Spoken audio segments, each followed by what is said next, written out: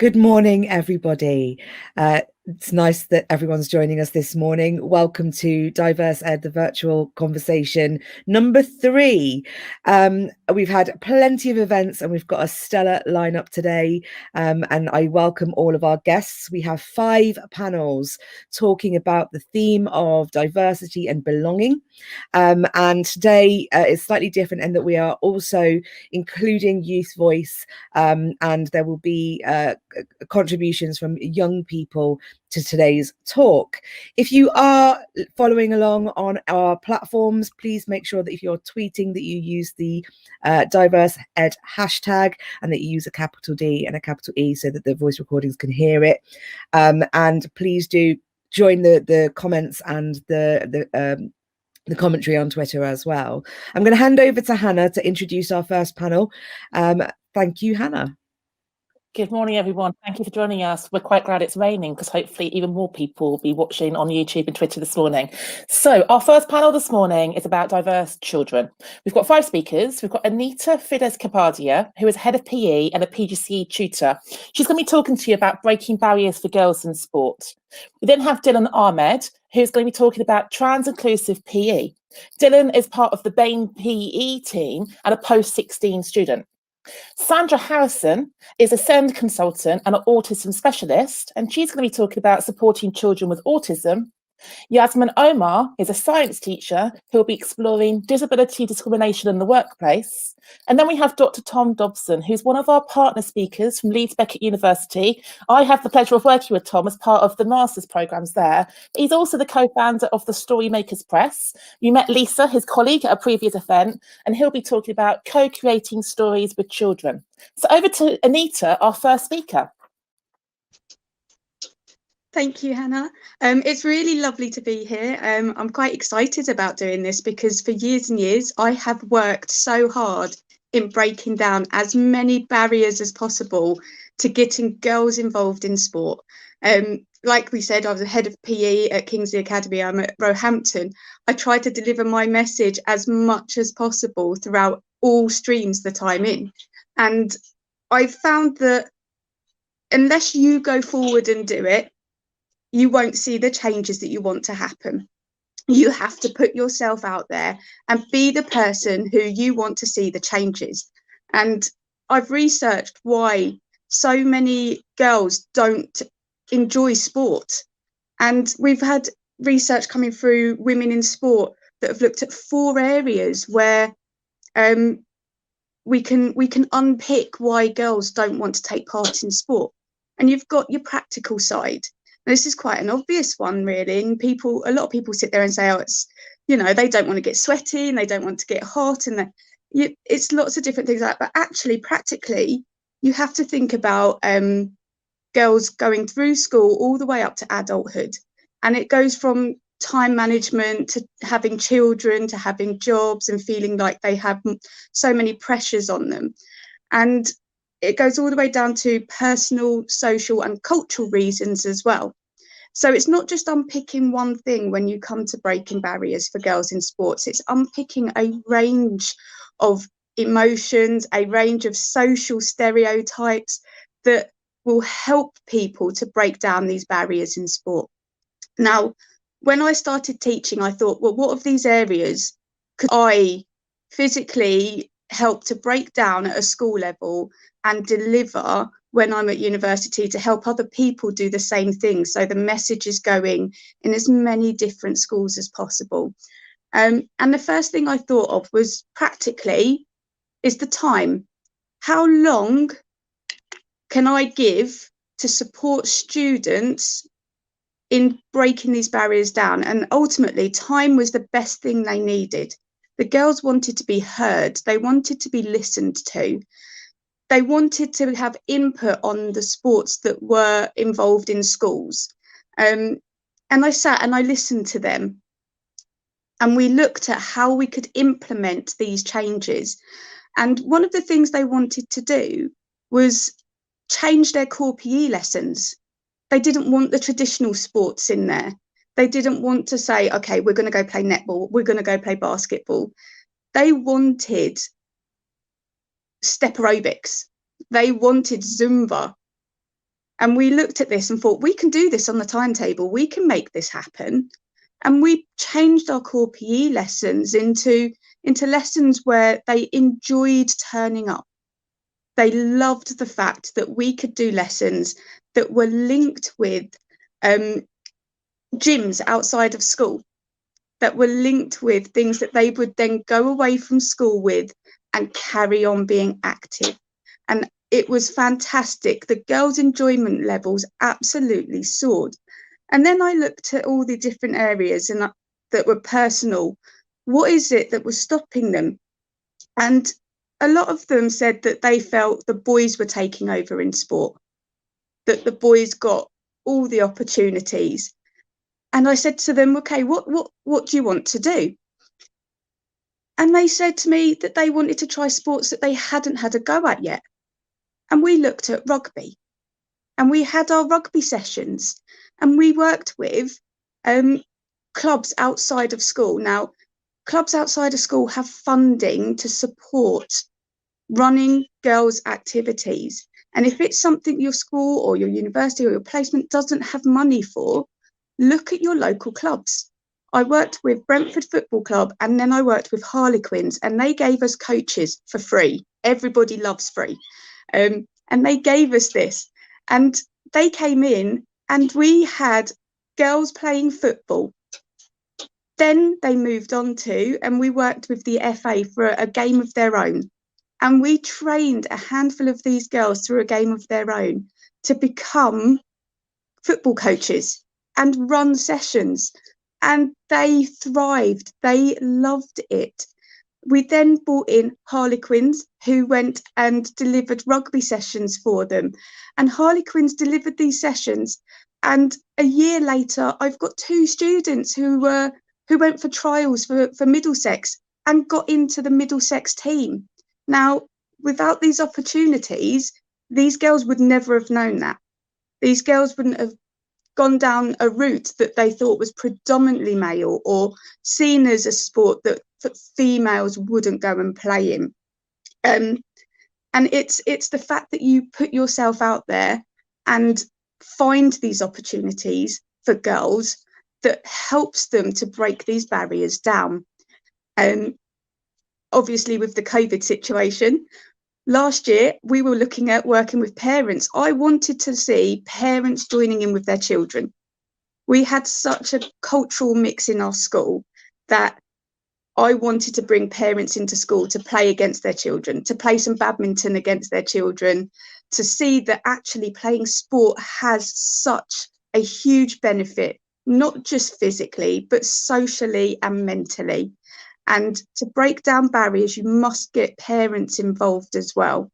Thank you so much. I'm going to have to stop you there. Such a great start to the session. Thank you so much for the practical strategies. And it segues beautifully into Dylan, who's going to talk about trans-inclusive sports curriculum. So thank you, Anita. Over to Dylan, please. Morning, everyone. So I'm speaking on behalf of BAME PE, and we are a network of people advocating for equity across the whole of PE. Specifically, as Hannah said, I'm going to be speaking about supporting trans youth within PE. So in PE, we still see quite a big gender divide compared to other subjects, especially when it comes to stereotypes in sports, and even down to lessons, how they're still split into male and female, which in itself already is disregarding non-binary identities. And this can have a big impact on everyone's experience of PE, as Anita mentioned, how the stereotypes can have an impact, but in particular with trans students who can often feel as if PE is not a space in which they fit in. I myself identify as a trans male and I go by he, him pronouns. And I'm in college right now, so I'm still a student, but I came out during secondary school. And despite my passion for PE throughout secondary school, being trans had a very big effect on me and my participation. And it felt as if I wasn't always very comfortable because going to an all-girls school as well, my only choice was to participate in female clubs, the female lessons, and if I was going to compete, I had to represent a female team. And this was something that was clashing with my identity, and I was doing something which I enjoyed hugely, but I always felt uncomfortable doing it. And I think a big misconception about PE that quite a lot of people still have is that it's all about sports and fitness and competition, but it's really a lot more than that. It's a tool that we can use to develop so many different skills among students, whether that be communication, leadership, teamwork, analytic skills. And when trans students feel as if they're not comfortable within PE because they feel unwelcome because of this divide, they will be less engaged in lessons, less likely to go to clubs, and less likely to carry on physical activity throughout their life. Luckily, I had a very affirmative environment built around me when I came out. I had an absolutely amazing PE department. One teacher in particular was incredible and making me feel as if I had a safe space where I was seen and I was validated. But not every trans kid has that. A lot of my friends that went to other schools, especially in mixed schools, didn't get that at all. And what I want to look into is how we can have this affirmative environment in place for every student, despite whether they've come out or not. It should be something that every student should be able to experience.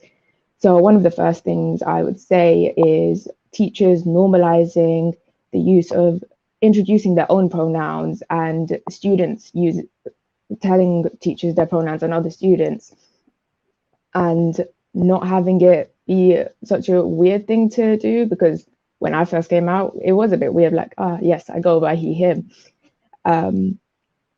Also, throughout lessons, trying to use trans athletes as models alongside any other athletes that you would always use. Having that weaved into the curriculum is quite a simple thing to do. One of the big things I would say is I never really got that much. Most trans athletes that I've known about has been through myself doing research. And I really believe that if you do that in the curriculum, it's less likely that students will listen to things in the media, because a lot of the time in the media, things about trans athletes aren't the most positive things. Additionally, where possible, trying to introduce mixed gender activities and giving kids that space to explore what it's like to have PE within a mixed gender setting rather than completely being separated all the time. And I strongly believe that's something that every student can benefit from, as it's a very different experience of PE. Especially going into college, I've been mixed the whole time during PE, and it's a much better experience in my opinion. And at the end of the day, I think all teachers just need to have a basic understanding and respect for trans students who do come out to them, and just be accepting, supportive, and remember that school might be that only safe space that student has. And especially within PE, I found it that it was my escape from pretty much everything else going on. Having that safe environment around me as well really helped me in finding myself and being comfortable. And I think that it's important that every student can feel like that. Dylan, thank you so much. So succinct, and the chat's going crazy about how much people are learning from you. You've already got an offer from somebody doing a PhD looking at this topic who wants to connect with you. So jump over to the chat and carry on the conversations on there. Thank you so much. Sandra, can I welcome you on, please? Well, can everyone hear me? Sorry.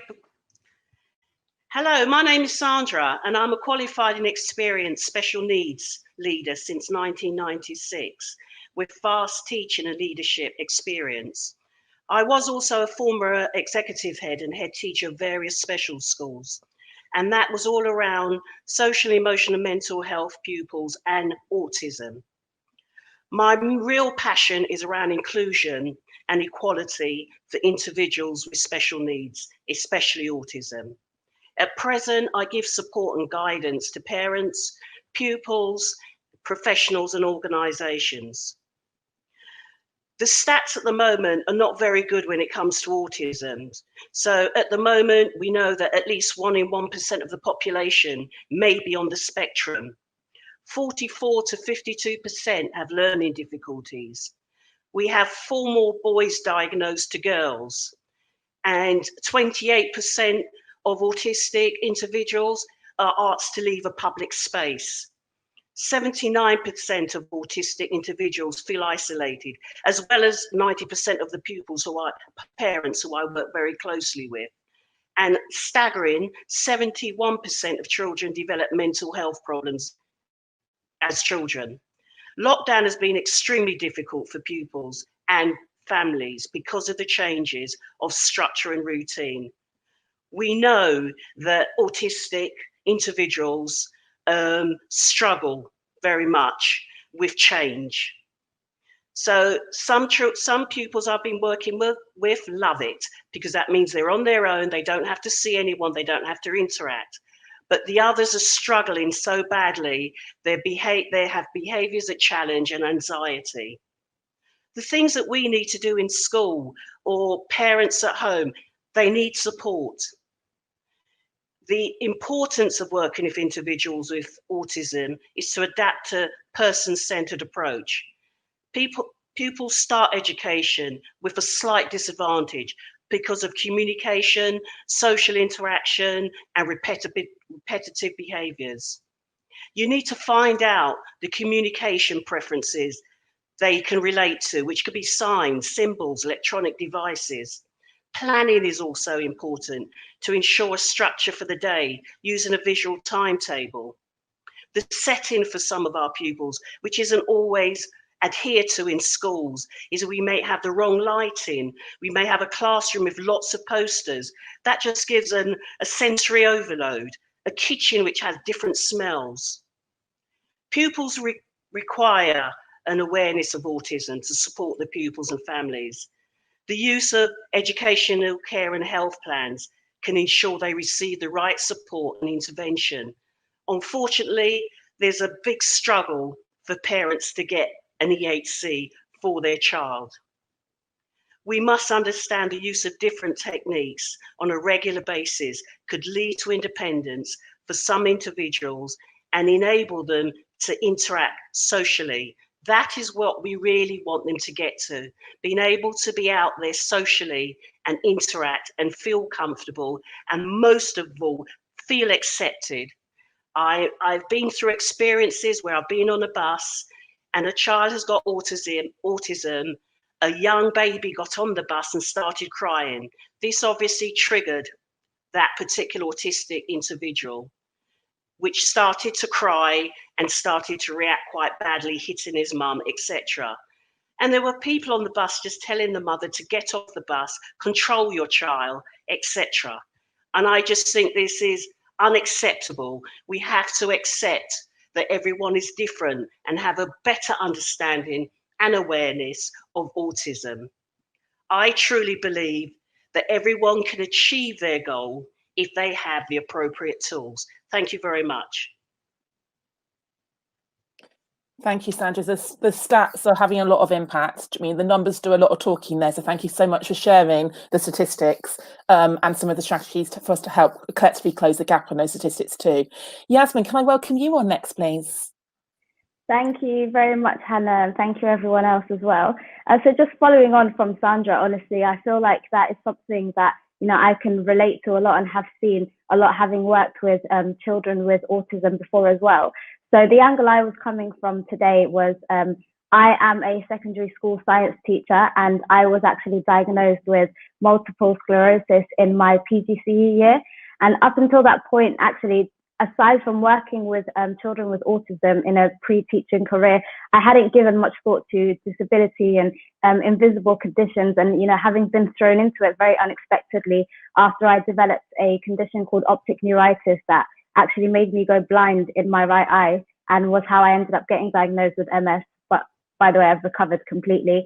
It taught me a lot about invisible conditions, things as simple as, priority seats, for example, on a train. I would be somebody, because I don't look like I have a condition as serious or as progressive as MS, I would be the kind of person, who would usually be expected to accommodate others with more visible disabilities. And things like that have really made me think a lot about conditions in school. And I feel like at a time like now, during the pandemic, when conditions have been brought to the forefront, people in the media are divided into groups like, those with underlying conditions and those without underlying conditions.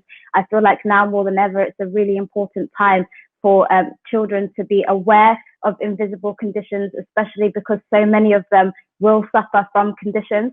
So it's to just use myself as an example. I have shared my MS diagnosis with my pupils, and it's something that's really helped me in the classroom. I do tell them, just as Sandra was saying, for example, about lighting and colors in a room, I feel like because I've gone blind 4 times and recovered 4 times, my vision isn't the same. And I try to use fonts that help my pupils. I try to use colors that they can see clearly. I try to turn the lights on and off depending on what they feel can help them. And I do always use myself as the example to speak to the pupils in my class and say, I have this condition, that this is how, it affects me. And a lot of them have, started to explore the invisible conditions.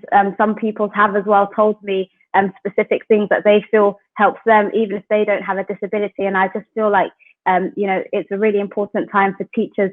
Obviously, it's everyone's individual choice. You don't have to share a condition. It's an individual's prerogative, and part of empowering a disabled person is for them to have the choice whether or not they want to share a condition. But I just wanted to, use myself as an example today to mention that I have shared with my pupils that I have a disability, and I hope that it's something that can encourage other teachers to do the same if it's something that they're willing to do in the classroom. Yasmin, thank you so much for sharing your personal story there, and also for using that personal story as a resource to help the young people you serve as well. I had a statistic recently about 22% of the teaching workforce have got a disability, but only 1 or 2% actually declare it, and only 8% actually use wheelchairs. And we kind of like associate disability with the wheelchair. And actually, there's so many different types of visible and invisible. So thank you so much. Really appreciate your input. That leaves us with you, Tom. Would you like to finish us off for the inputs this morning? Yeah, brilliant. That's so inspiring to hear Anita, Dylan, Sandra and Yasmin. So thank you so much for that. I just want to talk about two problems that I perceive. One is to do with reading for pleasure and children not reading for pleasure. And the second is to do with writing and children not taking much pleasure in writing either. And the statistics bear that out. I want to suggest that there's a fundamental reason as to why that is, and it's to do with identity. It's to do with the identity of the children. Firstly, when reading, children aren't seeing themselves in books, and diversity. It's been well documented that diversity in children's fiction publishing in this country is an issue. In terms of writing, I would argue that children are not being given the opportunities to put themselves into their writer, and any author or writer will tell you that writing is about transforming that personal experience. And I think that's to do with the national curriculum, a prescriptive national curriculum, and a neoliberal testing regime. In 2018, in the School of Education, Lisa, Anna and myself set up Storymakers Press in order to address those kind of issues.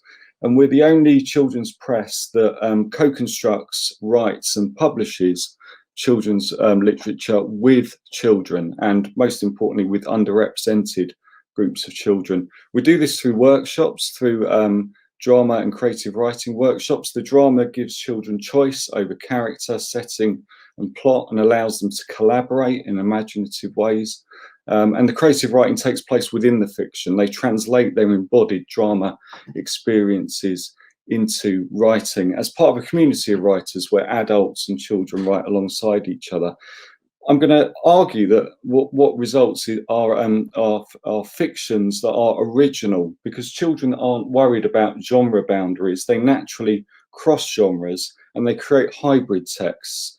And I just want to illustrate that with our 3 publications today. So this is a really quick whistle-stop tour of our 3 books. They're all written with 8 to 11-year-olds. We're aiming at middle grade here, so years 5, 6 and 7. The first book I want to talk about is Nightmare Catcher. We wrote this with children from Beeston Primary School, and the teachers set it up. When talking to the teachers, they were interested in us writing a story which really fitted in with with stories with issues as a genre. We were looking at mental health, in particular in relation to gaming. When we approached the children with this, they completely flipped it on its head. I had a completely different perspective on gaming. They thought it was brilliant, and they wanted to use their identities, their funds of knowledge that related to gaming, to create a book which really fitted in with the game lit genre. Okay, so they were populating the gaming world, they were creating avatars, etc. They also were responding to the fact that the protagonist in the book had well-being issues, and as a result, the Nightmare Catcher is really, really hybrid. It's part stories with issues and part game lit. Same for our second book, which was written with girls from a primary school in Bradford, Girlington Primary School. The girls were from second generation Pakistani backgrounds. And our starting point for Zalfa and Mia was a South Asian fairy tale called The Inauspicious Bride, which I hadn't heard of before. It's a story where the female protagonist has no voice, literally doesn't say a word, and is incarcerated by the male evil character. Now, the girls, when reworking this, drew upon their funds of knowledge in relation to horror and comedy genres, which they really liked. So the evil character in the story was depicted as a horror character, quite an exaggerated horror character who lived in the forest of doom and who had a shed piled full of severed limbs. The groom in the story becomes a ridiculous, vain character who puts hair gel on his hair before his wedding. His brother's doing his hair, he's late for the wedding, etc. All of this serves to, the hybridity again serves to give agency to the female protagonist, to Zalfa in the story. The last book, just quickly, Chasing the Volcano, was written with children from a primary school in Bradford called Bowling Park Primary School. They were from Czech and Slovak Roma backgrounds. We decided that for this book, it was going to be a climate catastrophe story. So they were drawing upon the social realism genre and their funds of knowledge that related to climate change and sustainability. But they were also keen to draw upon their funds of knowledge that related to Harry Potter. They loved Harry Potter. So what we had here were that some of the characters had magical properties. One of the protagonists, Jack, for example, has stones. One of the stones enables him to find the volcano that's in the title of the story. Another enables him to change his voice, which becomes key in terms of how the plot develops. So with that one, again, we have hybridity in the form of magical realism. I would argue that all of the books couldn't have been written by adults. You know, these are the voices of children. They're drawing upon their identities to create these hybrid and original texts. The children really enjoyed, obviously, being part of this process. They enjoy reading the text, editing them. They enjoy contributing to the writing of them. Just to return to my initial point about those two problems, about identity and reading for pleasure and writing for pleasure.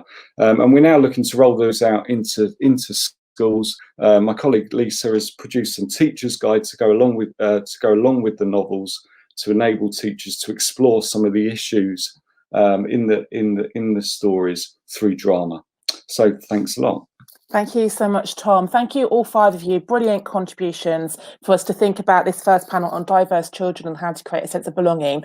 And Tom is representing one of our 5 partners. So please do go onto the Diverse Educators website and look under partners and find out more about the Leeds Beckett University offer and how we partner with them. Benny's got the big job of going through all of the questions that you've been sort of like adding as the 5 of them have been speaking. So Benny, where do you want to start with the Q&A? So first of all, there's some amazing comments for your contributions. Lots of people in agreement, lots of people saying that these are really important topics and they're picking up threads that you're going through. We had some questions about PE, and I think, that's really struck a chord this morning. It's really struck a chord on Twitter. So it's a question for you, Anita. You talked about adapting your curriculum at secondary level. How do you feel about the primary curriculum in PE? Is this something that we can roll out earlier? Do we need a fundamental review? Hi, yes. So I've been in a couple of primary school and I've looked at some of the PE sessions, and I know that funding has started to go into primary schools now, and they are starting to look at specialised teachers to deliver the primary school settings, and it is something that needs a lot of money put into, because some of the primary school teachers that I've spoken to are just not comfortable to deliver a practical subject, and it's because they feel uncomfortable that they can't deliver, or they don't get across to children just how much fun PE actually is. And the funding will support putting in trained PE teachers who can deliver the physical literacy needed in primary schools in order for children to start coming through to secondary schools with a passion for PE. So in terms of the primary setting, it's all about the funding to have specialised PE teachers within schools and take the onus off the actual primary school teachers, just so that we can start the physical literacy from a young age. Absolutely, I think that's a really important point, and we know that funding is hard to come by in lots of circumstances. But you know, it is particularly important, that specialism. And I come to you, Dylan, on a very similar point. You know, the gendering of PE is a huge issue, and not very inclusive. How do you feel about moving this conversation into the primary school space? I think it's definitely something that needs to be moved into the primary school space because, well, I haven't been in a primary school setting since I was in primary school, but for me, that's the first time I really saw gender dictating what I could and couldn't do. And even then I was thrown off because I remember not being allowed on the football team back then. And I was just like, wait, why? And I think it's important that, especially at that age, children are able to explore the different things they can do, regardless of what their identity is.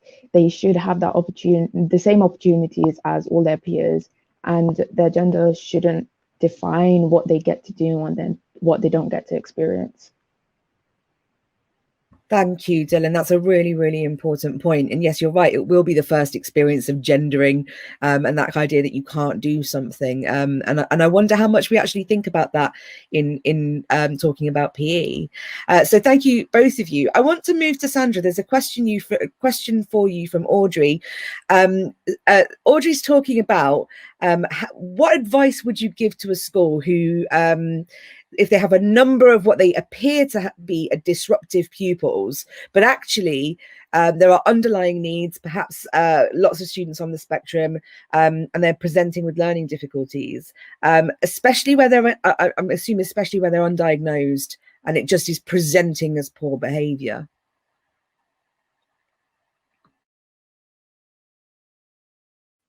Sorry. Well, that happens a lot in schools, I'm afraid. Pupils are seen as being really disruptive, but it's not that they're necessarily disruptive. It's the fact that they've either got, they could have autism, they could have any other needs. And I think there needs to be a better understanding of that. You need to be able to assess that. You need to be able, you know, I've worked in classes where, you know, this child's disrupted, get him out. That isn't going to solve the problem. The problem is you need to speak to the Senko. The Senko needs to have interaction with the parents. Don't just assume the child is disruptive. They may not be even able to access the lesson. If you're not able to access the lesson, you can't understand what's going on. You're going to a sensory overload. Whatever the case may be, that's what needs to be approached first. And I would say to schools that they need to have more training around special needs and the conditions that some of our pupils are experiencing. Because unfortunately, some of the teachers just don't know what to do. They just say it's a behavioural issue and take that child, remove the child from the classroom. That is not allowing inclusiveness or allowing that child the access to education. Thank you, Sandra. Yes, that conversation part of it is incredibly important. And one of the things that came through really strongly from all of the talks was this idea of student voice as well, and making sure that we're tapping into the opinions of our stakeholders. So that's come across quite strongly. I've got a question that actually any one of you could answer here, but I'm going to go to Yasmin to start with. Yasmin, you talked about the idea that, you know, you spoke to your students about your invisible disability, and that was a movement for you. But how do we engage staff in discussions about diversity, equity, and inclusion in schools so that they understand some of the issues that perhaps you faced?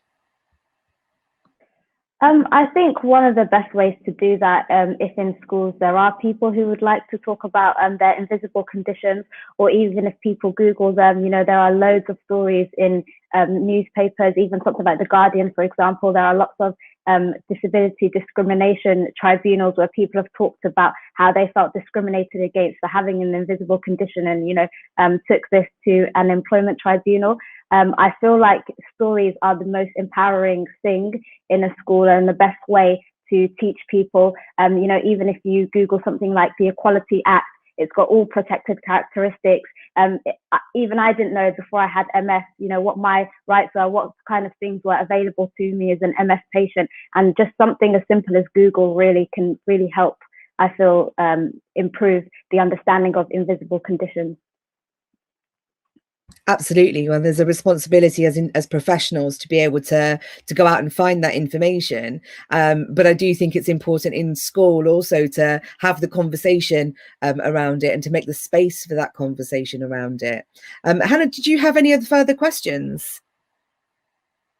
Well, there's so many amazing comments coming through, and there's so many things that people are pulling out. And Yasmin, I hope you don't mind me sort of like sharing. When we had a chat earlier in the week, you were saying about the reasonable adjustments re-recruitment as well, weren't you? About the fact that you've recently got a new job. Do you want to speak to that, Yasmin, about how we can be inclusive when we're actually employing people as well? Yeah, I feel very lucky. I was saying the other day that I'm at a school in Newham. It's called Lister School. If anybody wants to search it up, I'll put it on my Twitter. I feel like it's a very inclusive environment. I feel very supported for having a disability. It's a bit like the tagline for Diversity Ed, go where you are. I've forgotten what the tagline is now on the Diversity Ed page. Celebrated, not tolerated. Exactly. Go where you're celebrated. I forgot the word. Go where you're celebrated, not where you're tolerated. And that's exactly how I feel. Like, I've switched schools. I actually previously had an experience where I didn't feel supported in my disability at a time when I was trying to reconcile it as part of my identity. And, it feels like a privilege now to be in an environment where I feel very well supported. And I feel like the key difference is in reasonable adjustments, to be able to openly talk about what you need, and for the people that are in a position to be able to support you in that, being willing to help you. I feel it makes a massive difference. And, when I was at school, I didn't see any teachers that had conditions. And, I don't think it's because there weren't any. I feel it's more likely that they weren't willing to share it because of the wider stigma in society towards invisible conditions. So I think the key is in reasonable adjustments for staff, really. Thank you, Yasmin. And Tom, I just wanted to ask you about higher education. We've talked a lot about schools today. I know you are a school-facing School of Education, but what are the conversations happening at a higher educational level about diversity, equity, and inclusion, out of interest? I mean, first of all, if I can just say, Hannah, it's something that we're looking at master's level, in terms of helping schools meet the needs of all of the pupils they have. So we do have a new master's course starting in September, which is interesting given what Yasmin was saying earlier. Those statistics, they're horrifying. They're really scary, aren't they? Some of the statistics that Yasmin came out with. So we've got a new master's in autism learning and participation, which is aimed at teachers. And I think there's just so much knowledge that needs to be shared and gained within mainstream schools and within higher education. So it's something that we're constantly looking at with our provision, how we can support schools to support all children. And I suppose the same sort of conversations are happening at higher education level. How can we ensure that all applicants have a chance to succeed on our courses? How can we meet their needs? How can we put in place reasonable adjustment plans, etc.? But yeah, there's so much. I mean, I feel like I've learned so much this morning just from listening to you all. It's been really, really inspiring. So thank you. Thanks, Tom. Benny, any final questions from you? It's a very, very quick one, Tom, and it was one because it's very dear to my heart, but also it came up in some conversations I was having the other day about Gypsy Roma Traveller students and their voices. Your work, I know, has covered some of those voices. Can you tell us a little bit more about why it's important to have those voices made public and made visible? Yeah, I think it's really important. When I did a bit of a literature review looking at children's literature and the representation of Gypsy Roma children in books, and it's just not there. So when we started to work, when Lisa and myself and Anna started to work with children in Bowling Park Primary School, they naturally were constructing Western characters with Western names in Western settings. And what they weren't necessarily doing was drawing upon their own sort of heritage and those funds of knowledge. And the teacher at the school was adamant that one of the clear reasons for that was because they hadn't ever seen themselves in books. It just didn't exist. When you do look at Gypsy Roma representation in books, it tends to be polarized. There's either really evil characters, I'm going back to Victorian stories here, or really romantic characters as well. So that was something that we had to, those kind of stereotypes we didn't want to perpetuate at all in the writing of this book.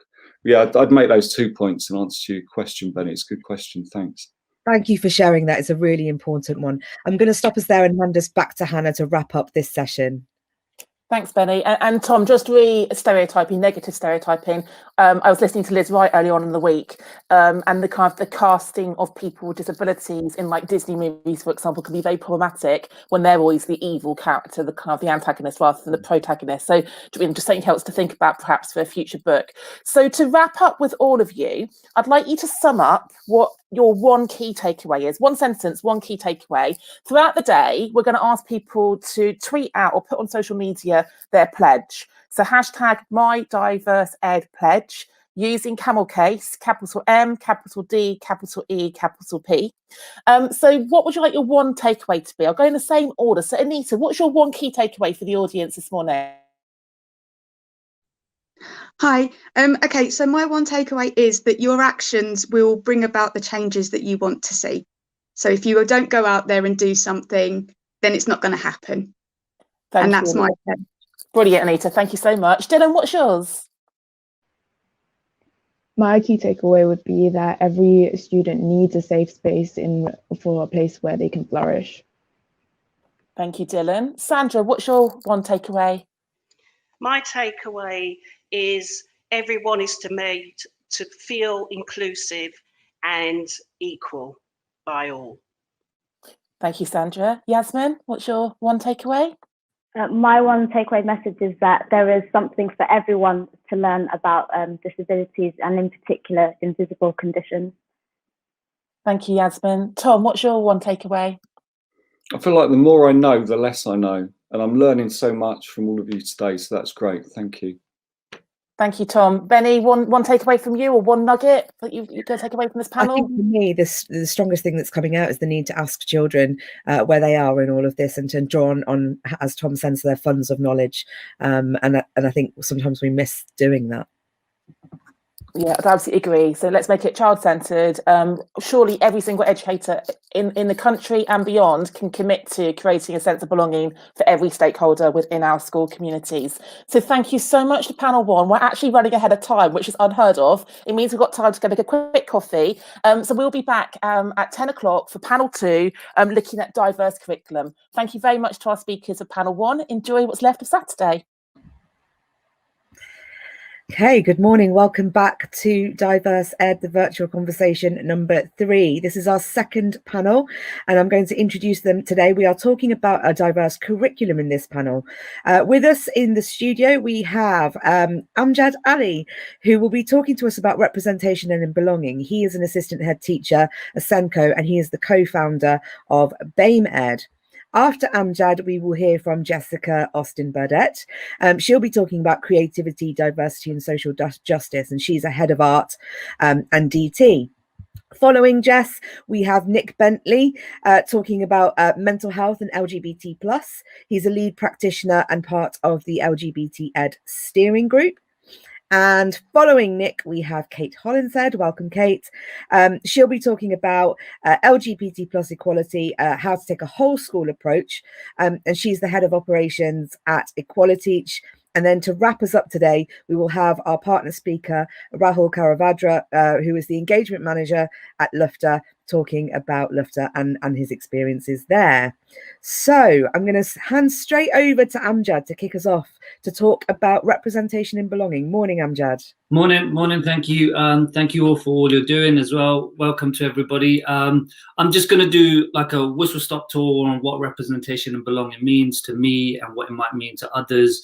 And cut me off, Benny, okay? If I keep going, just go. Amjad, 5 minutes, shut up now. Okay, so all of us will have heard of the saying, you can't be what you can't see. Marion Wright Edelman talked about this idea of, can we really be, is it putting people off the fact that there aren't enough positive role models out there and there isn't enough going on for people to be able to align themselves to? So in terms of representation and belonging. And then we've seen recently many things that have come forward that have really inspired and engaged people of color, BAME communities. So for example, Kamala Harris becoming the first female vice president, black female vice president, and lots of comments were made around that. No one could deny the power of seeing somebody who shares an identity like your gender or your race. And what was fascinating is that lots of the conversations around Kamala Harris flowed around this idea of, really, is she the first? Is this really the first? I didn't realize. And sometimes we don't even quite notice that there isn't been any difference until we see a difference, which is fascinating. And then we think about this, and then I think about my own heritage, my own roots, being a Pakistani Asian male. Benazir Bhutto was the first female prime minister in a Muslim majority country at the age of 35, and that was a good 20-25 years ago, yet it wasn't highlighted as something so groundbreaking at the time. But what we need to think about is, what does representation and belonging mean? Because we've always had elements of representation and belonging. Everyone will have heard of Chadwick Boseman and the Black Panther movie in 2016, which was absolutely phenomenal. But Marvel, as a comic book, actually introduced the character in July 1966, and they had a really fascinating character name alongside him called Coal Tiger, which lots of people won't have heard of or seen of or anything like that. And then people will remember other forms of representation. I don't know if anybody was obsessed with gladiators like I was, and you had Rhino and Thunder and Lightning and Black or this and Nightshade and names like that that were representative of us, weren't they? They were representing us, but maybe not in the right kind of format. And then I started to think about those areas, and then I thought, okay, black comic superheroes, and I don't know if anybody even remembers Blade. Blade was around a long time ago, and it's the idea of representation's kind of always been there, but what's it meant and how is it being represented, I think is the main point that I'm trying to make. And then you've got one of my favorite films ever, Hidden Figures, which highlighted to me, like totally ignorantly, that these three females that have actually behind the scenes work, that did the groundbreaking work. And Mary Jackson in the film talks so passionately when she's addressing the judge about wanting to be able to be taught in a white-only university. And she said, I plan on being an engineer at NASA, but I can't do that without taking them to classes at an all-white school. And I can't change the color of my skin, so I have no choice but to be the first, which I can't do without you, sir, Your Honor. Out of all the cases you're gone here today, which is going to matter 100 years from now, which is going to make you the first. So I've always thought about this idea of, okay, if you can't be it, you can't see it. Is that the right angle to look at it? If we can't be it, how can I become it to be it for others? And Kamala Harris ended her first kind of talk around becoming the first female vice president in saying, I might be the first, but I won't be the last. And now when we think about this in terms of our curriculum, our teaching, lots of schools will say, but we are representative. And then we'll say, but what are you representing and who are you representing? And then we have this whole debate around, but actually this is really important knowledge that we need to get across. And then we need to talk about, actually, it's not any more important, it is knowledge. So I'd love for us to think about representation and belonging is important, but what representation and belonging? Thank you. Thank you, Amjad. My wing person has just deleted herself from the app. So in Benny's absence, Jess, I'll welcome you on as our second speaker. Good morning, thank you. Following on very nicely from Amjad, actually. So, don't know if you can notice, but purple is my favourite colour. And it used to be a really labour-intensive dye to produce, so it was only ever used for very expensive fabrics and used to represent as a mark of prestige and aristocracy. Then in 1856, a very young scientist called William Perkin was trying to synthesise quinine, but instead he synthesised purple dye and revolutionised the fashion industry instead. Why am I talking about that? Well, because creativity comes from being able to make connections that other people haven't seen. So one of my issues around what we do in schools is how we actually can look at curriculum design to introduce our students to issues, events, histories, peoples that can help them to make those creative connections, to open their eyes to wider worlds and wider experiences than their own personal lived experiences, and to go beyond what we were talking about just now with Amjad in terms of if we can't see it, we can't be it. Well, I totally and utterly think that's a really, really valuable starting point for my curriculum design. And for years, I've introduced or used my curriculum to introduce students to a range of different artists and experiences to inspire them. But I also think that as educators, we need to encourage our learners to look beyond their own lives and the lives of those that they can see around them, and to learn about the lives of people that are totally different to them, to be introduced to experiences and ideas and philosophies that are totally almost alien to them, to really open their minds. Because if we don't do that, how do we help them to be able to make those creative connections? I was walking home from school the other day with my daughter, and she was telling me a story where she basically mashed up, she's 7 by the way, she mashed up Cinderella with Sherlock Holmes and created a brand new detective story. And she wouldn't have been able to do that if I hadn't read her Cinderella and her dad wasn't reading her Sherlock Holmes at the moment. So over the years, this philosophy of introducing our students to wider experiences underpinned my curriculum design. And I think of it as a ripple. So we start off, so I'm a secondary school teacher, we start off in year 7, encouraging students to explore their sense of self and identity. And then we go beyond that and looking at in the environment, their local environment, but also beyond that, looking at a sense of community. What is community and how it's created? We specifically use architecture actually to explore how architecture can create and build community. But then we also look at the environment and climate change, which then leads us to look at global issues in year 9. And then they get to make choices about which issues they want to explore. And through that, we look at a series of different artists and designers and makers who have explored topics and come at problem solving from very different angles to those that our students may be used to seeing around them in the news and in their local area. I teach in a school in London, and we have a lot of examples of interesting things in London and places and stuff like that, but our students don't often access that information. So by opening those doors, we're giving them those opportunities to start to begin to engage with that information and begin to process that information. And by processing it, we're allowing them to make those connections and develop that thinking, so that suddenly those spark moments occur. I can't always be there when those things happen, because it can happen at home and in all sorts of spaces, on the bus, wherever.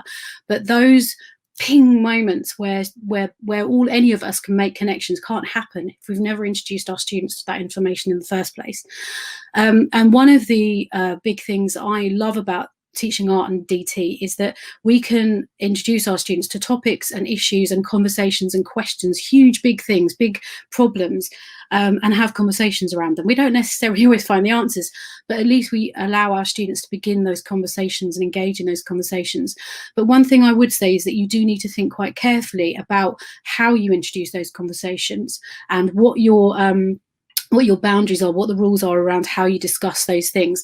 Social justice conversations about fairness and the world, inequality, and the kind of lives that people have lived can be very sensitive topics. We need to encourage our students to be very sensitive, open and curious about these things, and we need to nurture them. And basically my whole thing is about encouraging our students to develop a desire for curiosity and improving their own lives and the lives of others, and developing a sense of responsibility and understanding their own power, and engaging them in that sense of acquiring that power and empowering them through understanding how other people have gone into the world and engaged with the world and being empowered by that process.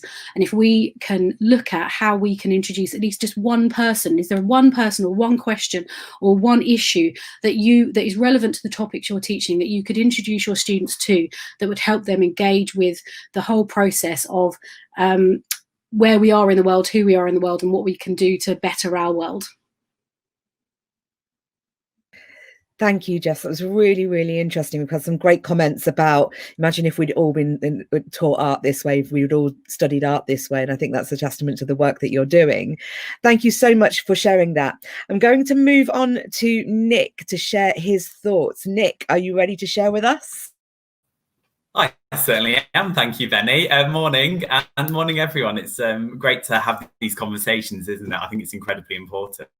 I wanted to talk a little bit about mental health and LGBTQ plus people, because I think it's incredibly important.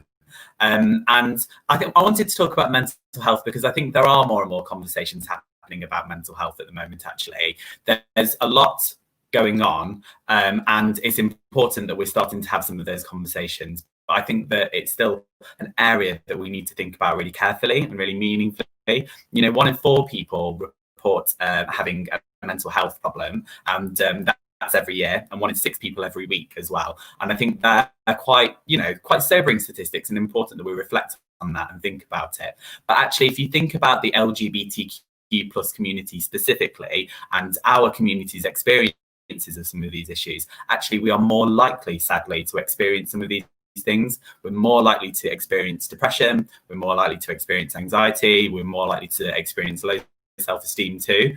And I don't think there's any good reason why people who are LGBTQ plus should have any of these outcomes. So it's incredibly important that we think about maybe why is this happening, and then what can we do as educators too to think about it. And hate crime statistics sadly are increasing. They are on the up at the moment, on many different contexts and many different areas, and this includes our community. And I think it's incredibly important that we ourselves also think about, well, what can we do to help with that? And this, of course, gets even worse if you think about the fact that many people have intersecting identities, and there can be different experiences of discrimination as well. It's really important that we think about what that means as well. And for LGBTQ plus people of colour and trans people in particular, there are real issues and real problems. So we need to think, I think, really carefully, what can we do to support with this? Because it's been shown, and the Mind UK research into this shows, that discrimination has an impact on people's mental health. Thinking then specifically as educators, what is the role that we have in this?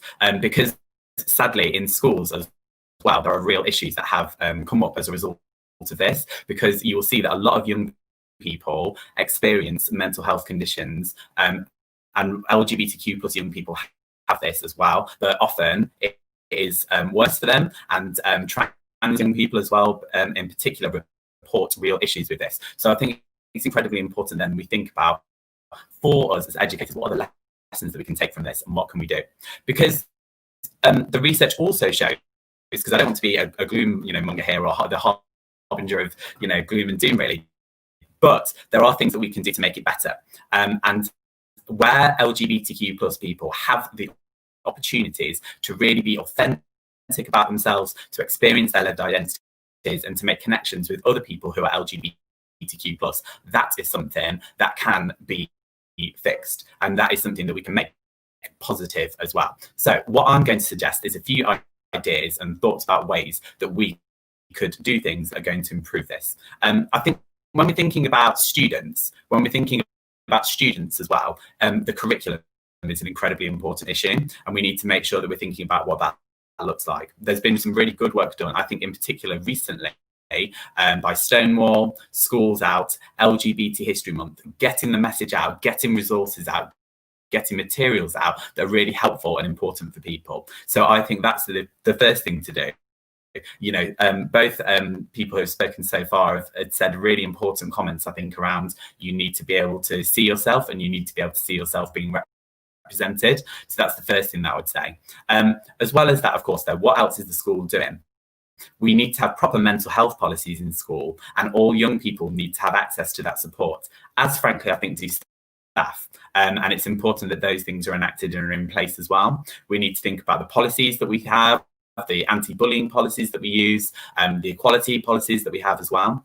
But I think I was speaking a little bit before about this idea of feeling connected as well and having groups. So that's something else that I would think about. And you can have diversity, equality groups within schools, and I think that's something that I would really advocate and encourage people to do. But then for staff too, is there mental health support opportunities available for them? And are staff really encouraged to feel authentic within their own lived identities? Because what I would say, absolutely, I agree that it's incredibly important that everyone has the opportunity to see themselves and to be reflected within their communities and within the curriculum that they study. But as well as the opportunity to see themselves, you also need to have that opportunity to be yourself as well. And I think actually that's what everyone really needs here. I can see that, unfortunately, I think my connectivity issues have struck again. So I'm really sorry if you haven't heard all of that, but I hope you got some of my points, and thank you. Thank you, Nick. Yeah, it was a little bit crackly, but we actually got most of us got every word. So thank you for sharing that. And there's lots of connections coming out now between the idea of kind of mental health and that positive representation, that Amjad was talking about at the start, and the need to feel connected. And that's coming through really strongly. Thank you, Nick. Can we move on to Kate, following on from Nick's thoughts about LGBT? Kate, over to you. Thank you very much. And it does follow on very nicely. It's almost like we planned it, actually, with your mention of diversity working groups and policies and procedures, because that's one of my starting points. Thank you. It's nice to be here. So I'm here from Equaliteach, which is a not-for-profit equality and diversity training and consultancy organisation working with schools, other education settings and organisations. So we carried out a programme of work with 30 primary schools in Greater London between 2019 and 2020 on how to embed LGBT plus equality. And those schools were chosen as schools that had found this area of equality quite tricky to navigate previously, and were very much at the very beginning of their journey in embedding LGBT plus equality. And so the programme really looked at putting those diversity working groups in place, making sure that governors and SLT were part of that, overhauling policies and procedures. We delivered whole staff training, and really we were led by what the schools wanted to do as much as they wanted to do to kind of develop and create LGBT plus inclusive curriculums and environments. And we have developed a good practice guide, which is free of charge on our website as well. So do have a little look at that. That's got kind of a lot more information about how to do this work. So I wanted to just spend a bit of time thinking about some of the barriers that some of those schools had found themselves up against, I suppose, in carrying out this work, and then what worked well in the programme, some sort of hints and tips, I suppose, for people to take away. So first of all, there was a real fear of adverse reactions, and some schools wanted to go ahead with this work without telling parents or carers, sort of fly it under the radar a little. Best intentions there, I'm sure, but of course it's so important that parents and carers buy into this work and have any kind of myths or misunderstandings sort of out there at the front and dealt with. And there were some of those definitely that kind of flew around in mums WhatsApp groups or on Mumsnet, and there were lots of kind of those usual myths of, if we talk about LGBT plus equality, will it make people gay or transgender, or is this going to be age inappropriate? Are we going to be teaching about sex? All of those things came out, and then we could just have a conversation about what it absolutely isn't and what it is.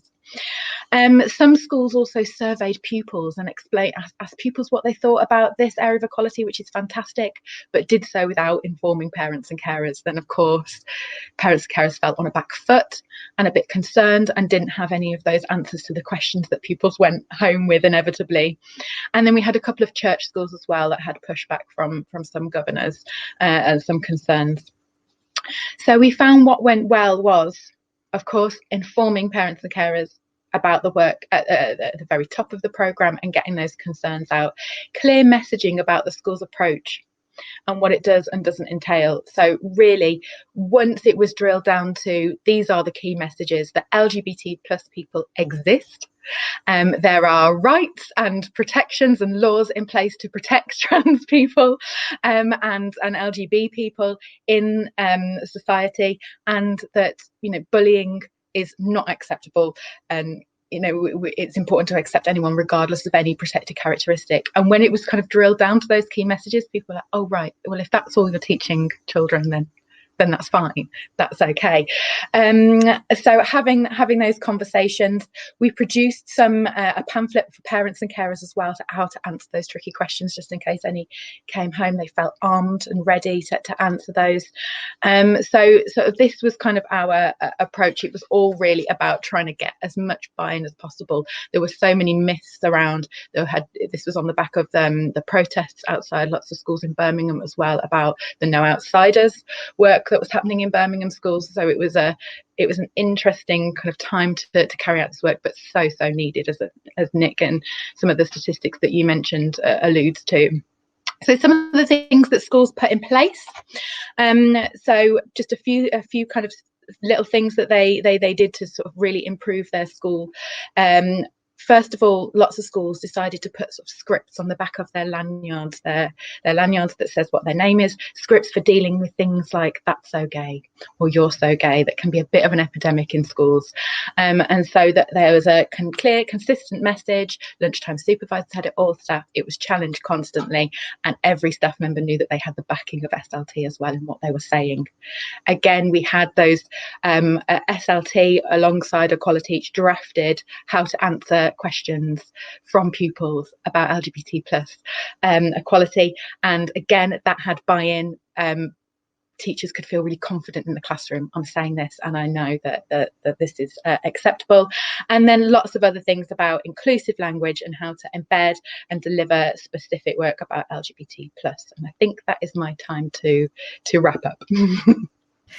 It is, Kate, but we will have some opportunities to talk to you when we have a question. So if you've missed anything, there will be chances. I'm going to go over to Rahul now from Lifter, who is one of our partner organisations. Rahul, can you follow that for me, please?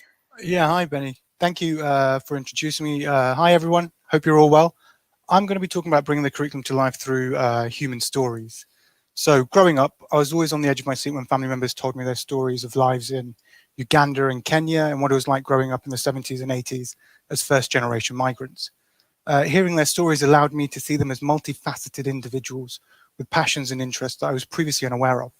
And growing up, this inquisitiveness developed into an urge to find out more about people from other communities and cultures. This eventually led me to doing a master's in global citizenship identities and human rights, specializing in diaspora identity construction in relation to host nation experiences and long-distance nationalism. All right, my dad still doesn't understand it to this day, but in essence, what it was I'm still trying to understand how my human story is shaped, influenced, and connected to the story of others. And as a species, we've always been drawn to stories, from paintings on cave walls to the blockbusters we see on our screens. If we look at Western Africa, we can see how important human stories were to society through the griot. Griots are the repositories of all histories and traditions. People would tell their stories to griots, and it was their responsibility to remember them and retell them to others, passing down lessons that could be retold and learnt from. It was said that when a griot passed away, it was like a library had been burnt down. That's how important they were. And at their essence, one could say that a griot is a teacher, just without the planning, the marking, the lesson observations. In this age of postmodern globalism, where identities are negotiated and stretched across permeable borders and interconnected histories, it's important that a diverse range of stories are told.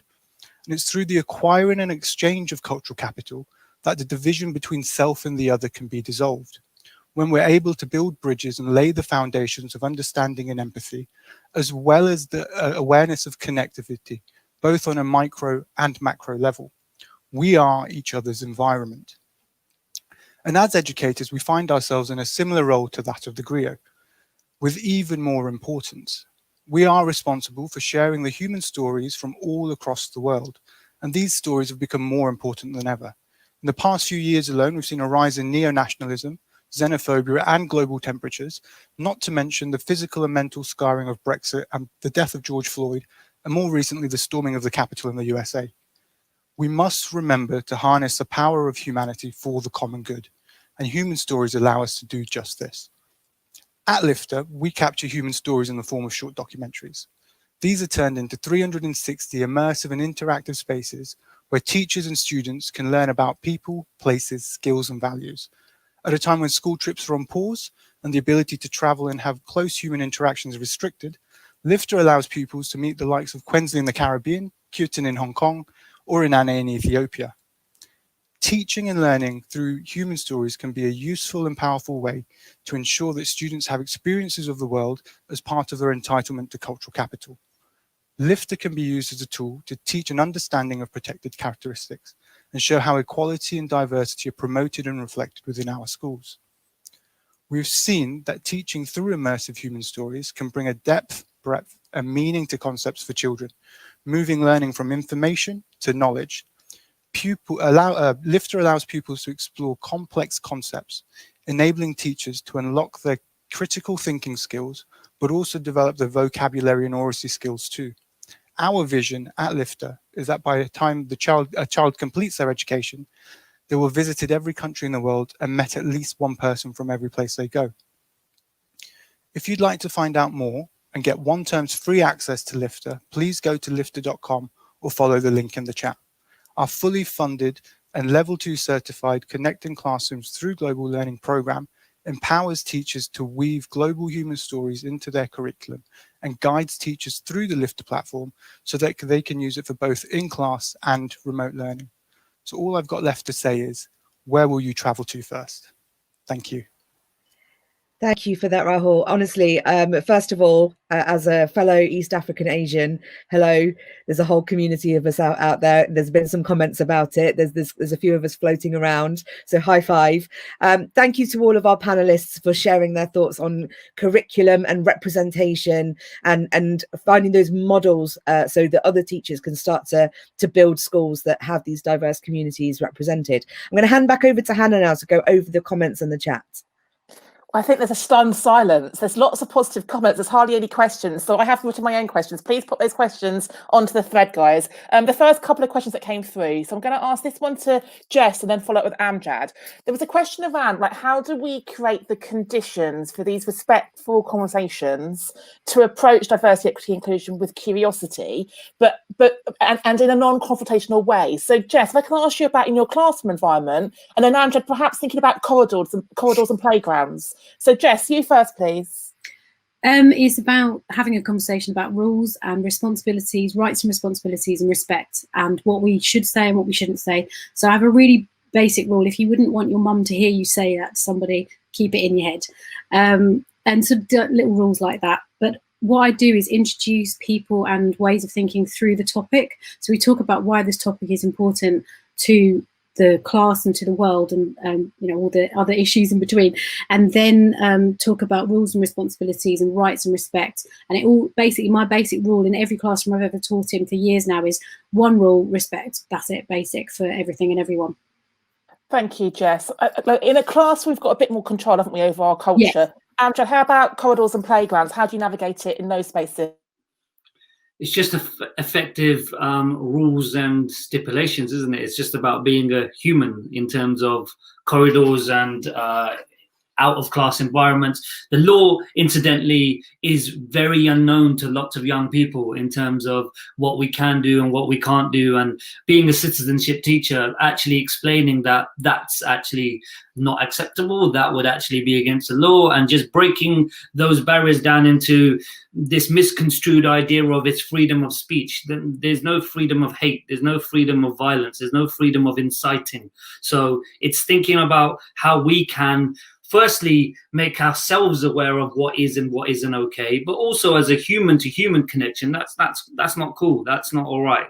And lots of people kind of remove our veneer from who we are in our classroom. And I always say, be you, and you have to represent yourself. Otherwise they'll say, but I'm not saying it to you, sir. I'm cool with you, sir. And I'm like, that is who I am. So you are saying it to me. And that sometimes comes as a shock, but but I'm not saying it to you. And so it's having those uncomfortable, comfortable conversations. Thank you, Amjad. I'm going to come to you next, Rahul. A question here about how do we get teachers to feel confident in sharing these stories and feeling like they have the tools to answer students' questions if it's not a story from their own lived experience? That's a really interesting question. I think teachers also have to be comfortable in understanding where their knowledge ends and being really clear about that. But the training we provide, we want to guide teachers to feel more confident in having these discussions.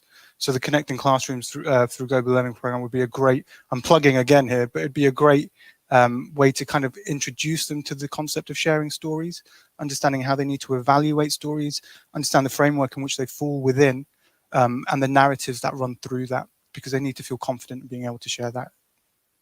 Thank you, Rahul. And moving to the other stakeholder group of parents, Kate, there's some curiosity about like what were the biggest pushbacks from the parents and carers community in that piece of work you did in those South London primary schools? Thank you. So I think it was really those myths that just there was so much misinformation about what this work actually entails, and so much concern that it was about promoting one protected characteristic at the detriment of all the others. And so there were parents there going, okay, you're doing work on LGBT plus equality, but what about Islamophobia? What about anti-Semitism? What about disability discrimination? And so making sure that within the school there is a platform for every area of equality, and that there's work being done on every area of equality. So there was that kind of concern, but those kind of myths about it would be showing children inappropriate images, talking to them about inappropriate things, and just making sure that parents had that confidence in us as an external organisation and in their school leaders that, of course, everything will be appropriate to an age group, and it's talking about different families and love and identity and relationships and different facets of different identities, and it's not talking about any of those things that sometimes the media would have you, or social media indeed would have you believe. So I think those are some of the things. If I can go back to the first question, actually, because we have found that that first question that you posed to Jess and Amjad, because we have found that anonymous questioning can be quite helpful as well, to allow really nervous young people that are desperate to answer a question but really scared of offending anyone or getting it wrong. So things like you could just do a Survey Monkey questionnaire or an Ask It basket. Now, I can't take credit for the name, as excellent as it is, but just having that in a classroom or in a corridor that it can anonymously throw a question in, and then teachers have got some time to read it, digest, and actually plan how to answer that kind of question. Or a similar kind of thing, a wonder wall, get a Sharpie and write it on a wall that has been designated for that purpose. Must stress that. Love it, Kate. Thank you. I think every school listening is going to get an Ask It basket now. So that's a fab little catchphrase. Thank you. Nick, coming to you about safe spaces. Just a question from one of the listeners about like how important, or how do we go about creating those LGBT clubs in a secondary school? The question is about, and who should run those clubs, create those spaces? Great questions. I would say firstly that there are some amazing charities out there that have loads of support on this. So for example, Just Like Us is a charity which does great work in schools. It's the LGBT plus young people's charity, and I've worked with them before, and they've provided incredible resources and valuable help that has also been useful at the moment with the move to online learning as well, because obviously that's a problem right now that a lot of face-to-face interactions that we would normally have in safe spaces has become a lot more challenging. So I would say firstly look at the the information that's already out there and the resources that are out there, and I am going to post them later. I'm going to signpost them to people on Twitter if you're interested in that. But what I would also say is, from my own experience, I think that they are incredibly important in terms of who runs them. People, staff, get people at your school to do it, but don't take it all on yourself. I think if you're sitting here and thinking, well, I'd like to do that, it's a lot of work. I know everyone who works in schools and colleges are incredibly busy, and I think actually a lot of this work is more powerful when it's done in cooperation with different groups of people. So get your friends in there, get different staff in there, get allies, people who are supportive, people that you want to work with, because it's so powerful for young people to have those advocates, members of staff there supporting them and speaking to them. I think it's incredibly important that you do that. And then I think in terms of the space, just signpost it, make it very, very clear. If you're able to get a notice board or something to let people know where those meetings going to be and where the discussions are going to happen. Very, very clear, like people were saying earlier, rules and regulations, etc. at the start. Hello. Really, yeah, those kind of things are the things that I would suggest. I've been upstage Right. Thank you, Nick. Hi, Zaki. Lovely to see you here. The next question is for you, Amjad. What's the starting point when we begin to look at the curriculum and representation in the curriculum? Where do you start, Amjad? The thing is, the great thing about it is you can start pretty much anywhere you like. I mean, I'm not saying this because Benny's here. Maybe read her book to start with as well. That might help. But in terms of the starting points around curriculum and curriculum development, I think it's a mindset first. Firstly, accept that sharing wider knowledge and sharing knowledge that isn't just difficulties and all of those things isn't necessarily going to dumb down your curriculum. And also accept that you have gaps in your knowledge and you have gaps in what you need to do and you need to upskill yourself. And I would say that lots of our resistance towards making changes isn't because we don't want to make changes. It's just because we haven't got the time to make more or make different. And that's not to say that we shouldn't do it, but we've got to start being smarter about it. We share so much in terms of different subjects and different areas. We now need to share more about diversity and more about inclusivity within the systems as well. So I would say there's no direct starting point other than educating yourself and then thinking about what you're going to do as a result of that. Thank you, Amjad. Back to you, Kate. Ask It Basket's gone down well, but what other strategies are there to support pupils feeling that they are heard? How do we capture that child-student voice in our schools?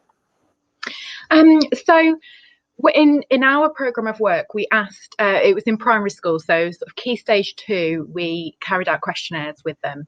And that was questionnaires on all areas of equality as well, just as a, why not? Why don't we have a look at what's going on in all areas, as well as LGBT plus equality while we're doing that questionnaire? And for younger pupils, so we provided teachers with resources to carry out circle time activities just to gather their understanding and thoughts. So and then those were sort of written up and we could sort of assess where younger pupils were as well. So it's just about sort of tailoring it. Anything that's excuse me, anything like when we deliver workshops, we go in and ask pupils to write down sort of a burning question, I suppose, on a post-it note anonymously, one question that they would like answered during that session, and then hopefully those are woven throughout the session or answered at the end.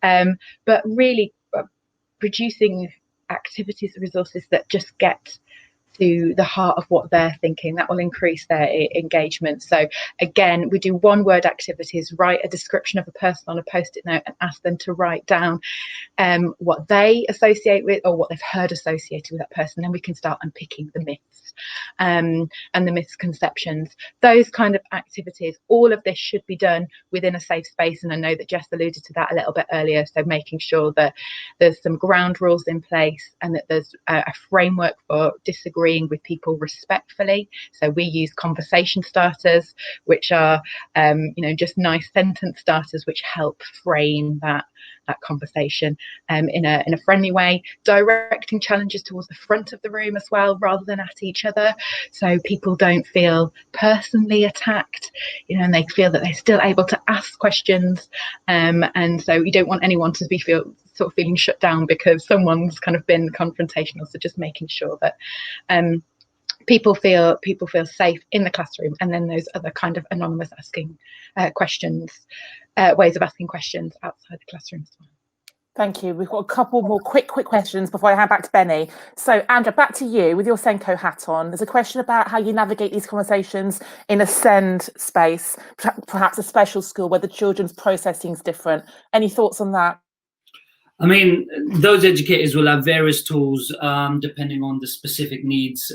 For example, social stories, comic book conversations, looking around, breaking those things down in more accessible manners. So, for example, there's lots of accessibility via YouTube Kids video clips. There's lots of accessibility via subject association websites. So, for example, National Autistic Society, British Dyslexia Association. So, tapping into the resources that are out there. Lots of people would say all these organizations have become woke and all of this kind of nonsense, but it's that idea of actually people are realizing that this is needed. And even the fact that I've never ever heard that question ever asked before. So the fact that somebody's even thinking, how do we address this for students that have a different processing ability is absolutely brilliant to hear. So there's tapping into those areas and tapping into what it is. But I guess special school teachers will just be listening to me going, don't worry, we got this, in terms of how to make that accessible for them. Thank you, Amjad. And back to you, Nick. A question about how do you support an adult, a staff member, with their mental health and well-being if they can't see it themselves? That's quite a difficult question. But any thoughts on that, Nick? It's a difficult question, but it's a good question and an important question, I think. I actually think I did want to talk about mental health specifically, and I wanted to get in there in my section when I spoke about everything is important. All of these conversations are important. But for mental health specifically, you do need to have mental health support in the school. I'm very lucky in my school. I know that there are opportunities for staff to speak to counsellors and for individual questions around mental health support. So that's incredibly important. So there does need to be something that's specifically for mental health support. And what I would say is, if you're struggling to find within your own immediate context that you're working within, that kind of opportunities for visibility, try to find outside of the institution that you're working in. So, Twitter is an incredible tool. I'm sure a lot of people will be accessing this via Twitter today. We've got the LGBT Ed network that I'm on the steering group for, that I'm talking about this morning, that I think has got a lot of ways of connecting individuals. I do Twitter chats on Thursday evenings that I really encourage people to do. There's a book coming out for LGBT Ed, which I would absolutely encourage people to read, because I think actually being able to see yourself, it's not within the immediate context that you've got, there are more opportunities to do that, and I think it's incredibly powerful. But yeah, what I would say around mental health is you do need to have bespoke mental health support, and that's incredibly important too. Thank you. The final question I'm going to leave with you all to then share your thoughts on social media. There was a question about what aspects of DEI should be included at a university, higher education, PGCE kind of level. So perhaps you can all have a think about that and share that in your various social media. And I know that Lift has got some contributions they do to PGCEs as well. Back to you, Benny. Okay, so we've got about 3 minutes left, and I'm going to pose the challenge. In those 3 minutes that each of our speakers is going to give us one top takeaway about diversity in the curriculum. And by curriculum, I mean, not just the academic curriculum, the wider curriculum and the inner curriculum. So I'm going to start with you, Jess. Okay, can you give us 30 seconds on what your top takeaway is? So my top takeaway is look at one particular aspect of your curriculum that you feel could really benefit from being used to introduce more diverse topics or ways of thinking, and then read as much as you can, find out as much as you can about that topic, so that you feel super confident when you're going into the classroom to have those conversations.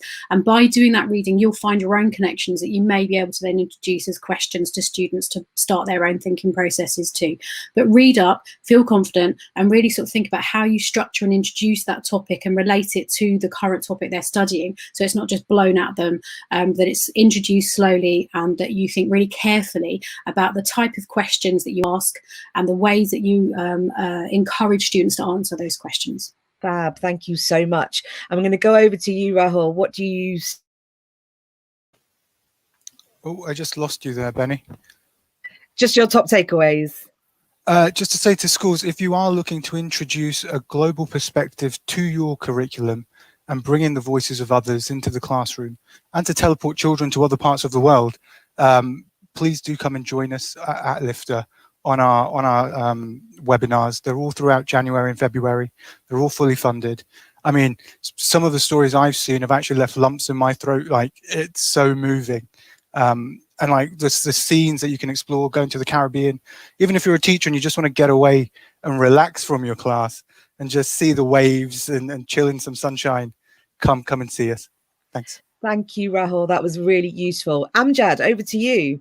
Your top takeaway, please. So obviously, being Asian, you can't just give things or can't just receive things without giving back. So if you come to my mum's house with food, you leave with food as well. So I want to share with you our website, baymednetwork.com, in which we've got a resources section. And in the resources section, if people say to us, well, we don't know any diverse books, have a look. We don't know any diverse speakers, have a look. We don't know where to get stats and research from, have a look. So like Jess said, pick an area and then focus in on that area. But also, don't just rely on that neighbor next to you that you think, oh, I could just ask that person all the questions, because some of us are a bit tired answering all the questions all the time. So it might just be, I've thought of this, little check-in, little thinking point, but also empower yourself.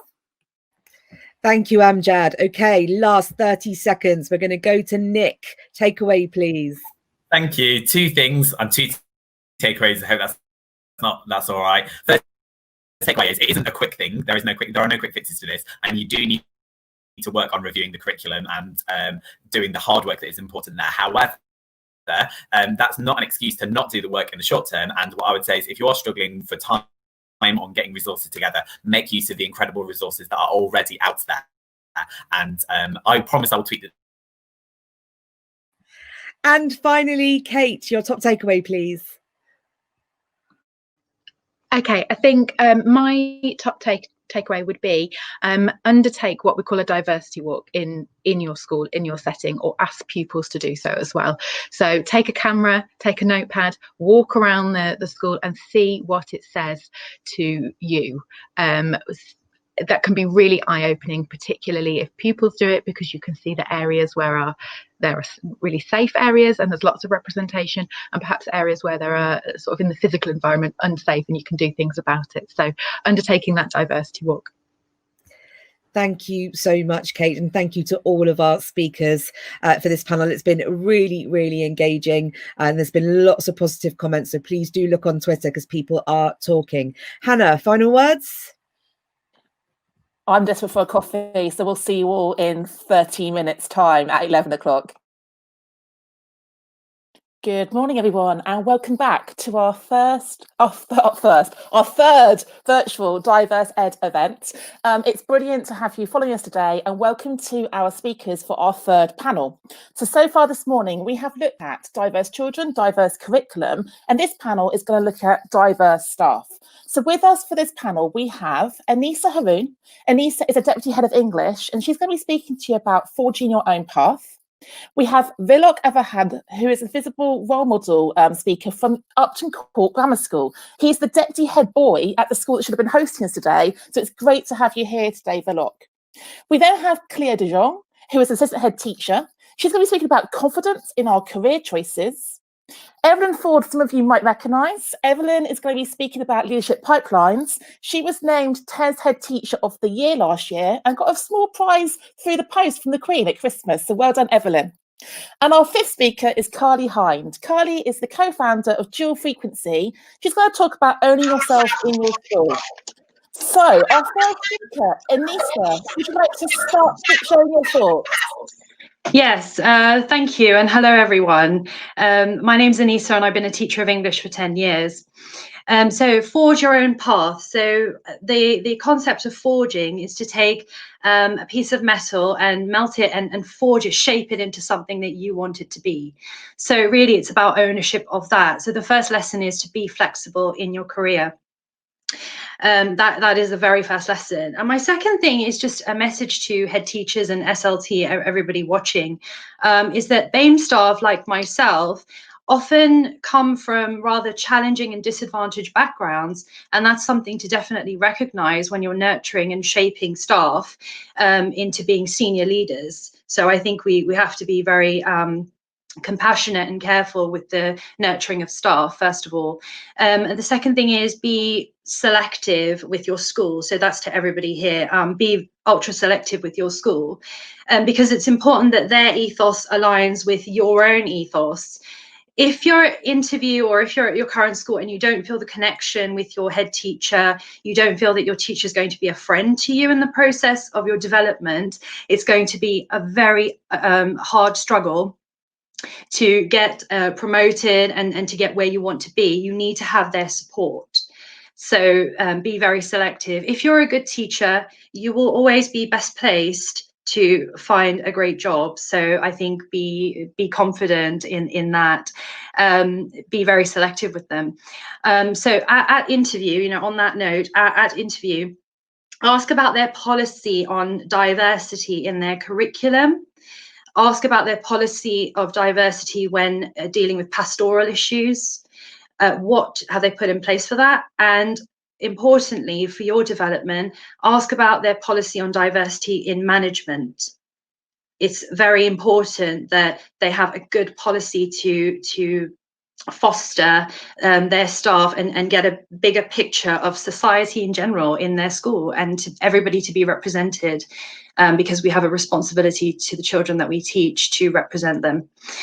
So, and the third thing I would say is raise your voice. During lockdown, when all the Black Lives Matter things was happening, and I was very inspired by it, and I thought, yeah, we do have some problems in school leadership, and we know that the amount of head teachers being from BAME backgrounds, Black and brown teachers, BAME background teachers is very low. That number is very low. So I wanted to kind of figure out what our school is doing to expand that and include everybody in that conversation.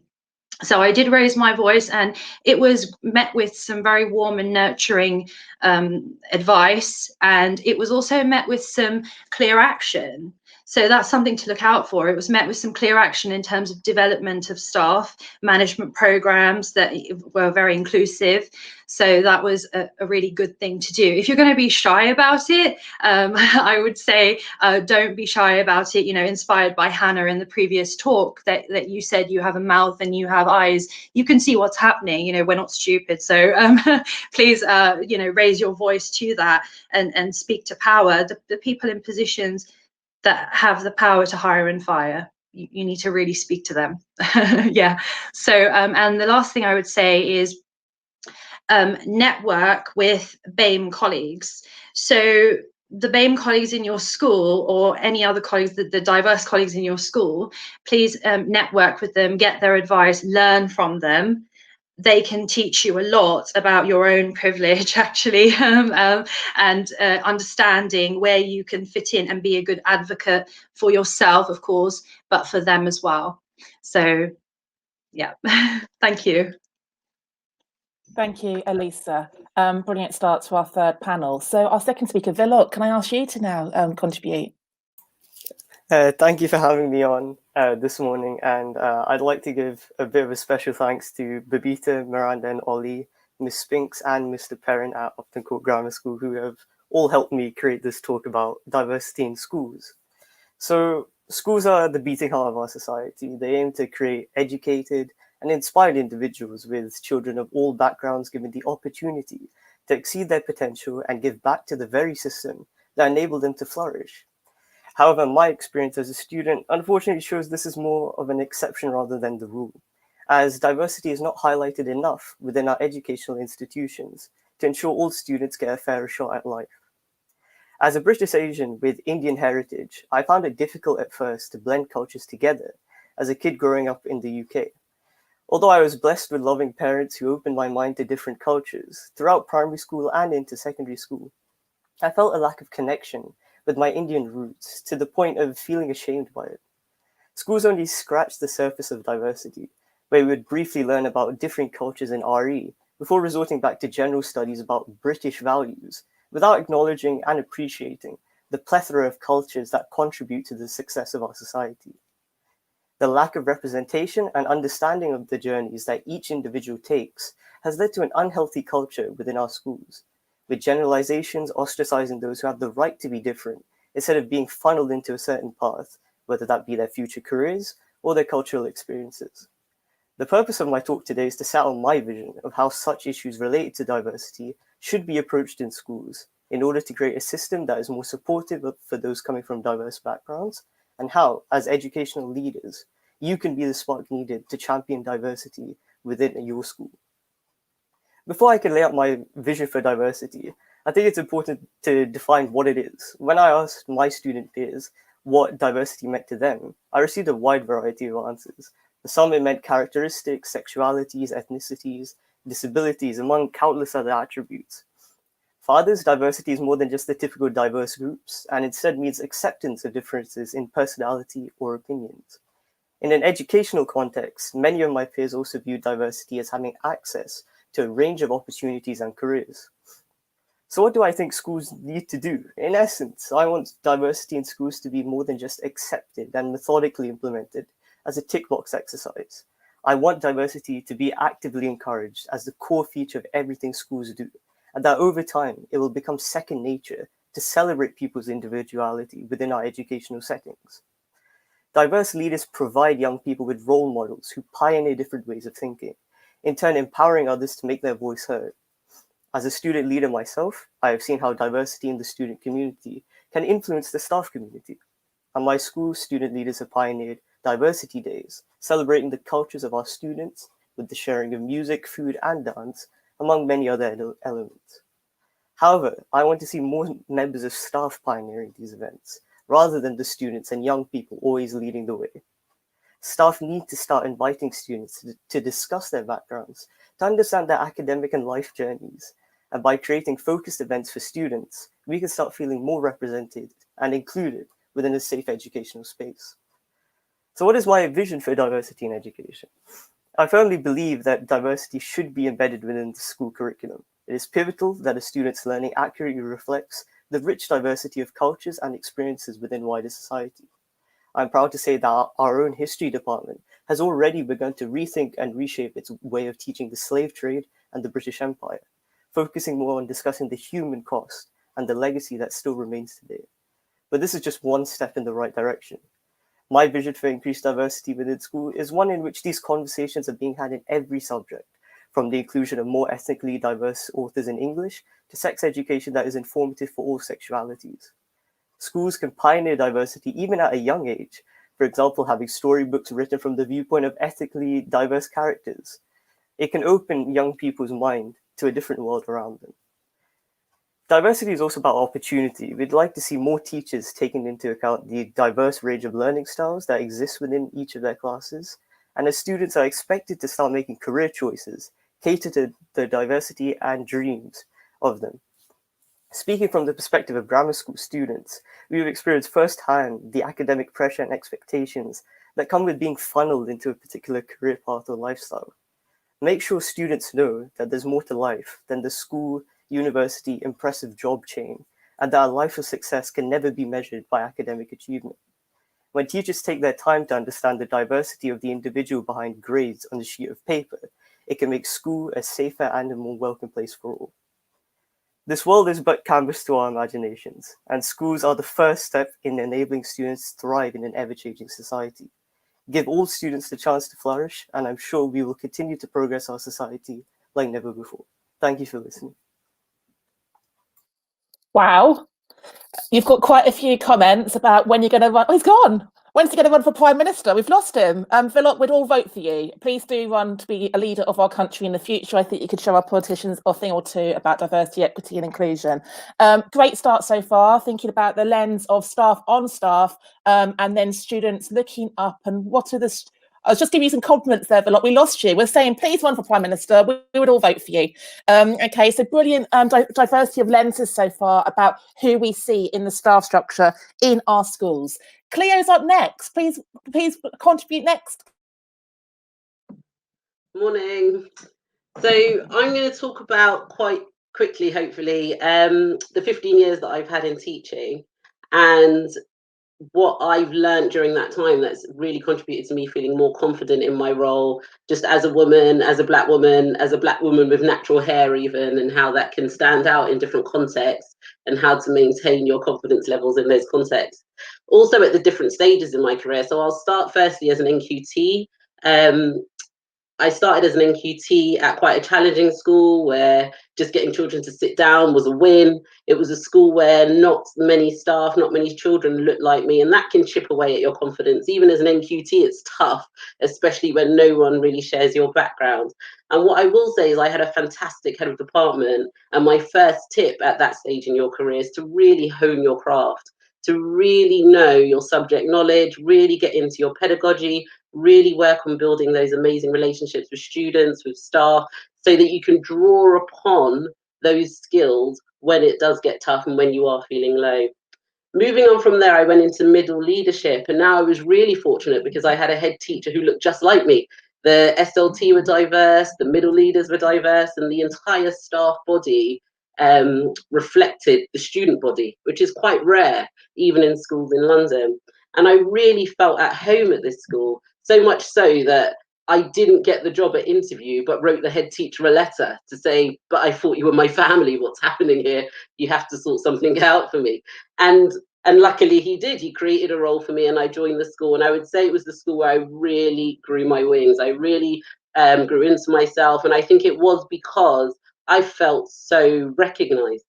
And I think we're all probably aware of the amazing Risa Pearson YouTube video, which says every child needs a champion, but I really believe every teacher needs a champion. And I really developed my confidence at that school, mainly because I had a champion. And if you are a champion for others, I think it makes such a massive impact, particularly if you're from a marginalized community. Finding someone to champion, making sure you have someone that can champion you has massive, massive effects. The second or third thing now, sorry, that I will say about that school is that I felt like I had the right fit. And I was approaching a point in my middle leadership team where senior leadership was the next step for me. And I'd been told that that was the next thing for me to do. And it was at that point that I decided to leave the country. And I think it's important to remember that there is more than one right fit. And I feel like when it's taken so long for you to find that right fit, sometimes we feel like we can't move from it and we might be scared to take the next step, but you can find more than just one right fit. So I moved internationally now to the Far East, and having been at a school where, you know, I felt really at home, I was now in a place where staff, students, people in my local community, no one looked like me. If I was lucky, I might bump into a tourist that did, but it just wasn't happening. And in that context, I think it was challenging. It was challenging for lots of reasons. I would say I was working with children who culturally, they showed a very high level of deference to their teachers, so they made no eye contact. It was quite hard to connect with them, and that wasn't aligned to how I teach. It was challenging because it was the independent sector, and I got into teaching to help those who are coming from less financially secure situations. So to be working somewhere that wasn't truly aligned to my values was tough. And that brings me on to my next tip, which is to focus on your values, which is what I did. I thought about the things that were important to me, and I found opportunities to express them in that context. I started a ukulele club. I couldn't play, but I thought this is going to be an opportunity to get some of these children who are perhaps really not used to connecting with their teacher in that way, to be more comfortable, to be more relaxed, and to have a laugh. And that's exactly what we did. I started up some connections with local charities to get our sixth formers involved in giving some service and giving something back and raising some money, because I wanted to make sure that those core values, those core things that are important to me, I was able to express them in that unlikely context. And I think that's really important when we're coming from these diverse backgrounds, that we think, even if we're somewhere that feels a bit uncomfortable and unfamiliar, what are the things that feel comfortable to me that I can now express in that context? Now, coming back to the UK, I came back pregnant, which was awesome, but also dived straight into a senior leadership role. And as if having a new baby wasn't enough to knock your confidence, I was also dived into the Future Leaders course. So I was in a new senior leadership role. I was doing Future Leaders. I had a baby who I'm trying to keep alive and keep happy. And it was hectic. And it was probably the toughest stage in my teaching career. And I think the key takeaway that I had there was just to be resilient, but also to be kind to yourself. And I think we pride ourselves on resilience sometimes and not so much on balancing it with just taking care of yourself. Looking back now, I think, of course, it was a lot to be getting on with running out of sessions to breastfeed my daughter. But, you know, I should have then, if I had maternity CPD, for instance, have that network to be kinder to myself. And finally, now I'm 2 weeks away from ending my second maternity leave. I'm at a school that I do feel really comfortable at. The staff are warm, it's very familiar, I'm familiar with the systems, I'm familiar with the students, but I have to remind myself of my bigger goals, and my bigger goals are to continue with my career. And I think that's another source of drawing my confidence, is that keeping that big perspective. It's easy to stay in your comfort zone, it's easy not to challenge yourself when everything feels quite nice, but it is important to keep that goal in mind and keep making those steps towards it. Thank you, Cleo. And we've got a bit of a golden thread appearing here about this idea of opportunity, creating opportunities, taking opportunities. But I love that story about you didn't get the job, so you wrote to them, they created you a job. You're inspiring a lot of people on the thread right now. So thank you so much. Evelyn, would you like to join the conversation? I would, thank you. So my piece, I'm going to talk quite briefly about leadership pipelines. And I'm not actually sure why I called it leadership pipelines, but I suppose I've been reflecting on the various networks that I'm actually connected to, and how I am keen to spread the word that, you know, when we get to the privileged positions like mine of being a head teacher, that we actually do everything that we can to recognise talent and to support those on their leadership journey. And, you know, fellow participants have kind of picked up on this before me. So, you know, I just think it's really important that we keep that pipeline going to enable others to also get to these privileged positions. You know, and I think it comes from a place whereby my own leadership journey was not always easy, but I had lots of people cheering me from the sidelines. So I think if you see someone doing well, you know, I think we need to cheer them on and celebrate their success, because they in turn will celebrate your success when we get there. I think a key thing that I've learned along the way, it's a bit of my mantra actually, is never pull that ladder up behind you. And whilst it's a hard ladder to climb sometimes, particularly for marginalised groups, I think it needs to be in place, you know, firmly rooted, so that others can follow in our footsteps. So for me, what does that mean essentially? So for me, it means that if someone reaches out to me and asks for advice or support with an application or just a chat, I will always make time to engage, or I will signpost them to someone who I think is better placed than me to help them. I think it was Aneesa who alluded to the number of the percentage of Black Asian head teachers. It is shockingly low. It's about 3%.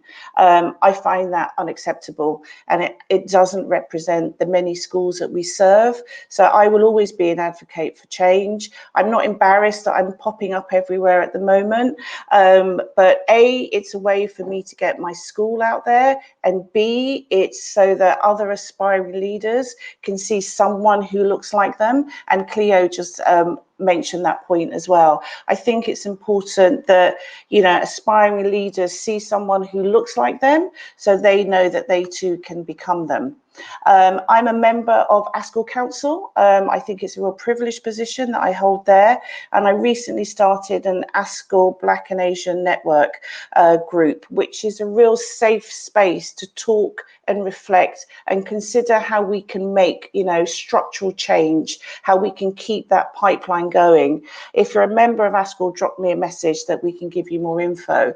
But we have also got an LGBT network group and a women's group in ASCL. It's a safe place to discuss issues, to support each other.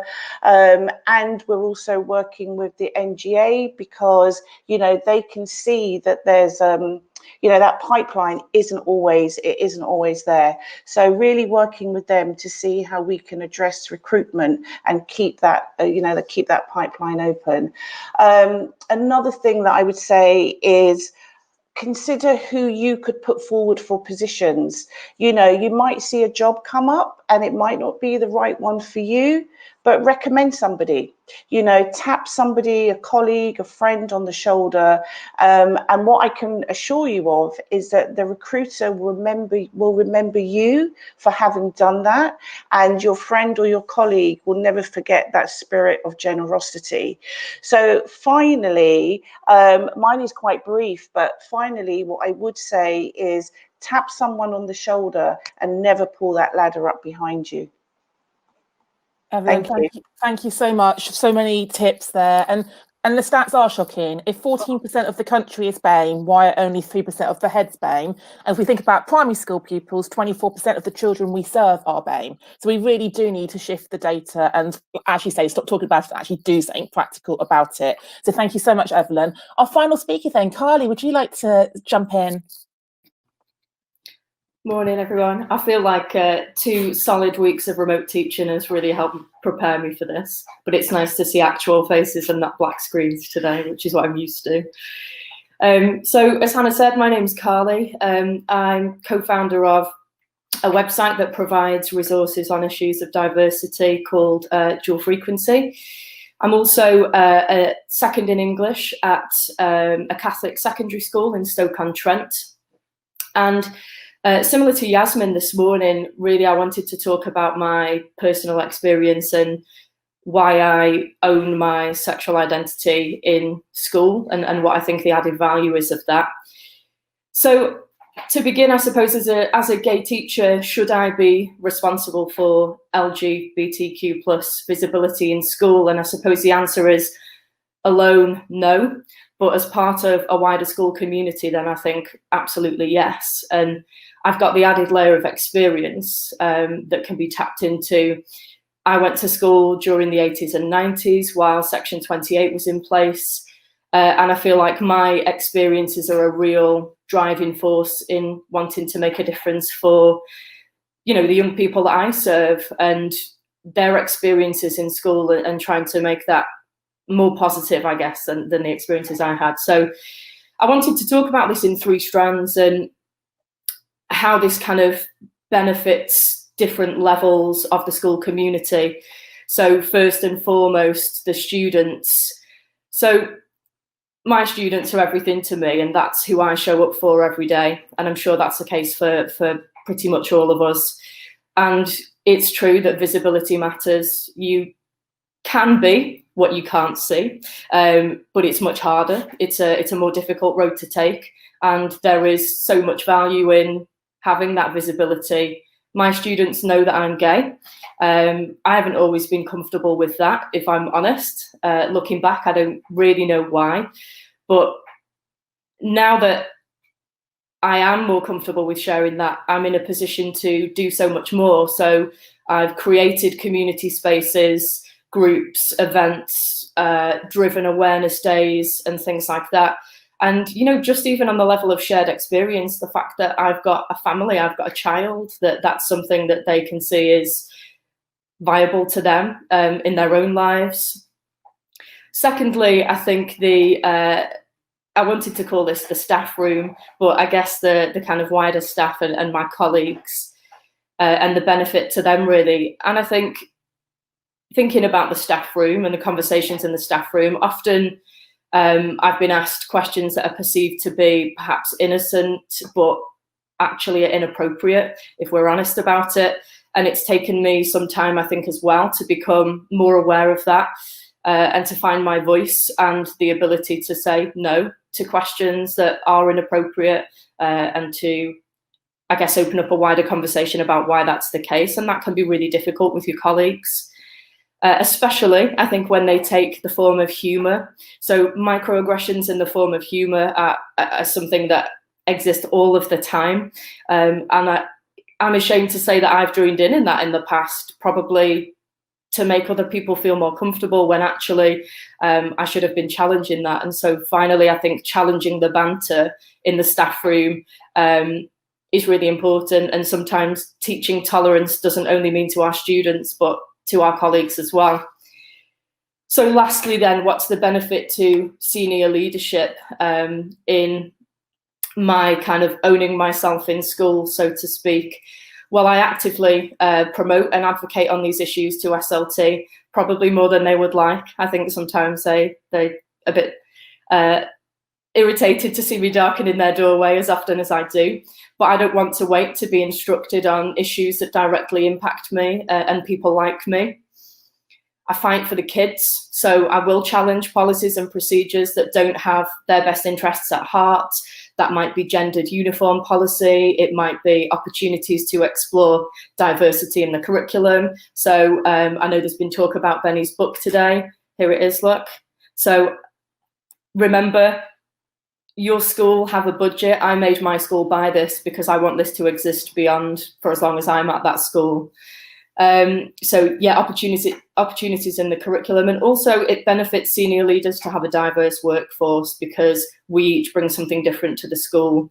We serve a broad range of young people with varied backgrounds and identities, and we can be role models, we can listen, we can be allies, and we can champion diversity. So I'm not the first to say it, but I think very much the message today is that diversity should be actively celebrated and not simply tolerated. Thank you. Thank you to all 5 speakers. Absolutely brilliant sharings, loads of comments and questions coming through, which Benny's trying to keep her eye on. Aneesa, apologies, I hadn't made the reference in your bio that you're actually a leader at the same school as Vilok as a student leader. How powerful to have 2 people from one school community on one panel. And how often do we see the young people actually speaking in staff CPDs in our own school contexts? So Benny's got the job now of firing all the questions at you. Over to you, Benny. Okay, thank you. I've been listening and just feeling really, really inspired. And from the comments that are coming through in the chat, you can see that people are, it's really resonating what you're saying with the audience that we've got. So lots of really positive comments on the need for representation. Vilok, lots of praise for you on Twitter as well. So you will be able to bask in that later. And, you know, the ideas coming through about pulling, you know, Evelyn talking about, you know, not pulling that ladder up and making sure that we've got champions is something that's really struck home as well. Very few questions at the moment, but I have put some together. And I'm going to come to you, Evelyn, to start with. You're talking about this representation in the staff body. And one of the statistics that struck me recently was the UCL report, the IOE report, that said, you know, 46% of schools in the country don't have any BAME teachers, okay, let alone leaders, BAME teachers. And one of the questions that came through the chat was, is it important for BAME teachers and leaders to actively seek out positions of responsibility in schools where actually there is no one else? I do, actually. And how funny is that? I've got that report just on my desk here that I'm about to share with our ASCL BAME network. So it's kind of top of my agenda as well. I think it really is important. I think that, you know, having BAME leaders in a school that maybe not as diverse as we would like, actually, it's about, you know, we need to be seen by everybody. So it's not just, you know, a few here or maybe a few there. You know, I worked in a school in Cambridgeshire and I was the head there, but I was one of maybe 6 non-white people in the whole school. So I think it's really important to be seen, and I would strongly encourage people to definitely seek out positions of leadership and responsibility, because like I said, you kind of forging the way for others to get those positions as well. So yes, absolutely, speak to the head teacher, be brave, be like Cleo, you know, go and seek out and have those conversations. And, you know, even if you have to start small, you know, start with one kind of small project, you know, make that impact, and then you keep on going and you keep on going. Thank you, Evelyn. I absolutely agree. And just following on from that, Cleo, you were talking about champions, and you were talking about having those people around you that can really mentor and coach people into positions of responsibility. And a question that came through is, you know, how do you know, especially in non-diverse contexts, that your champion, your mentor, your coach has your best interests at heart, and that they're able to support you in the way that they need, if perhaps they don't reflect your own identity? I think it's a really good question, because I think that very often we try to find a champion that does look like us, and it doesn't always have to be the case that that's what you need. It might be that there is someone that does just recognize the value in what you're doing and is able to shout about that. And I think that especially when you're from a group that does often get ignored, and that could be from any group, you know, being a woman, sometimes we just get ignored. Someone will praise someone for saying something you just said. And I think it's about having someone else in that room then that says, well, actually, it wasn't that person that said that, it was you. So having someone that you can see is speaking up for you and acknowledging that they're doing it and saying to them, thank you for doing it. Because being a champion for someone else, it's something that takes a lot for you anyway, because, you know, you might be putting yourself on the line to speak up for someone who's been marginalized, but to have the person acknowledge that it's happening, because we're not often good at taking compliments, but to go back to someone and say, do you know what, thank you for speaking up for me or for praising me for that thing that I did, because actually no one else even noticed. Thank you, Cleo. Yeah, absolutely. And I do agree that you don't need people to look like you or to share your characteristics to mentor you. But I think there are obviously like concerns out there about, specific needs. And it's important that we have people who represent us also going into those coaching and mentoring positions, which doesn't happen very often. We need a pipeline of coaches and mentors, as Evelyn said, who are keeping that ladder accessible. I just want to go to Aneesa for a second, continuing on this theme. Aneesa, with this idea of mentorship and taking people with you, have you had members of staff in your experience who have like dropped that ladder down for you and given you that mentoring and coaching that you perhaps needed? Yes, after I raised my voice about the lack of representation of BAME staff in the senior leadership, and we have a lot of BAME students in our school. So really, our senior leadership was not reflecting who we actually teach, and I think I think the children do need to see some role models that are on SLT.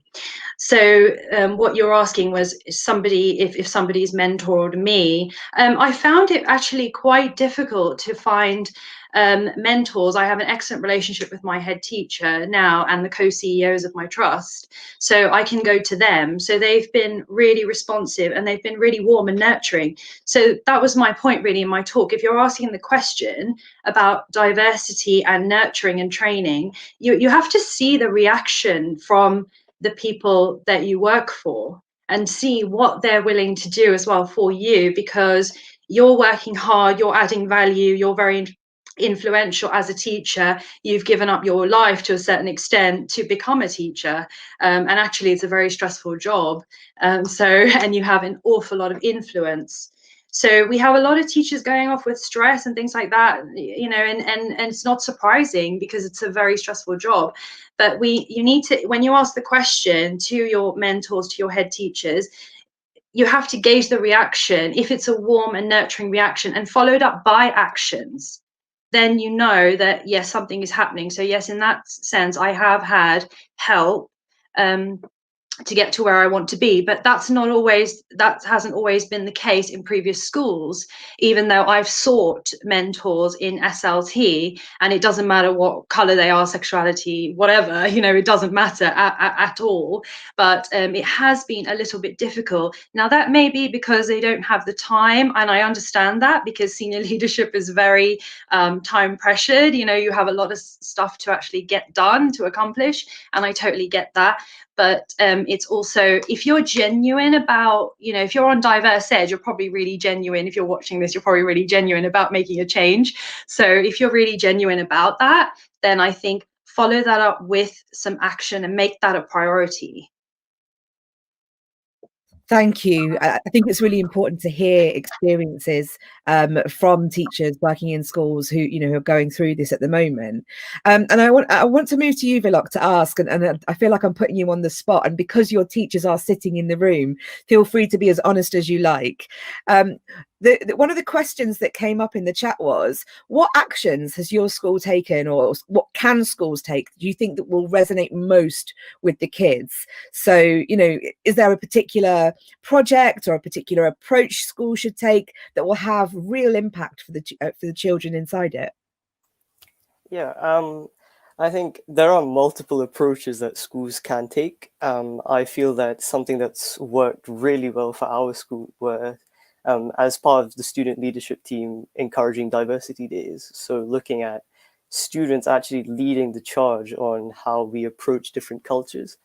And I think one of the things that teachers, at least for me personally, that I felt more included was even just, I think, teachers understanding that a 5-minute conversation with a student can mean so much. And I know that a lot of teachers around the country feel so much pride when they are teaching a class. However, it's often, as a student, you kind of feel forgotten sometimes when things are going so fast, you're having to learn new things, that you forget to actually be your own self. And having teachers express that to you, talk to you about what may be happening, trying to understand where you're coming from in the way you perceive your academic ability or the way you want your school journey to be. I think teachers taking that little bit of time out can mean so much. And I think that's a really simple fix. And it will do so much better for the students who are in schools today. Thank you for sharing that. It's a really powerful way of putting it, actually. And that we've talked about kind of the time to listen to students quite a lot today. And so that's, again, a thread that's continued through the 3 panels. And what I want to come to you, Carly, because there's a very specific question. And it's about religion and sexuality. So you talk about being a teacher at a Catholic school. Now, there are some teachers out there who may be reluctant to go into environments where they feel that perhaps ideologically that they may not feel accepted. So what's your experience been of working in the Catholic school sector versus the secular sector, and how have you dealt with that?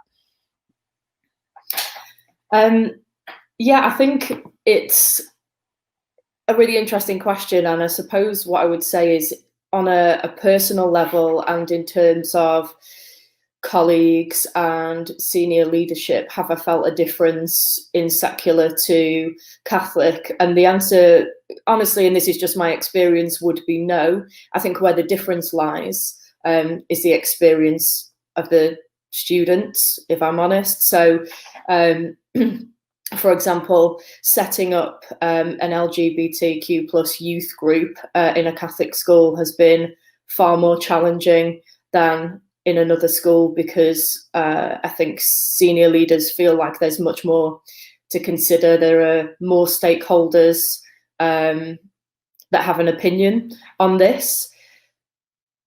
My approach has always been to remind them that our young people are who we serve, and for me it's a disservice if we suppress parts of their identity because it doesn't fit with a tradition. So that's been probably, I guess, the biggest or the biggest difference between Catholic and secular, and it is about the experiences of the young people. Mine have been fine. And that might make me lucky. I don't know. I might just be at a very nice school. But I think additionally, if you are in a Catholic school and concerned about your identity, I also really do advocate for having those conversations with senior leadership. And like I said before, I think that they benefit from having a diverse workforce. Being in a Catholic school doesn't mean that we can pretend that these children aren't there. Of course they are. And for me, it doesn't matter if it's Catholic or it's secular. It's only a good thing to have that diversity infiltrating through all aspects of the community.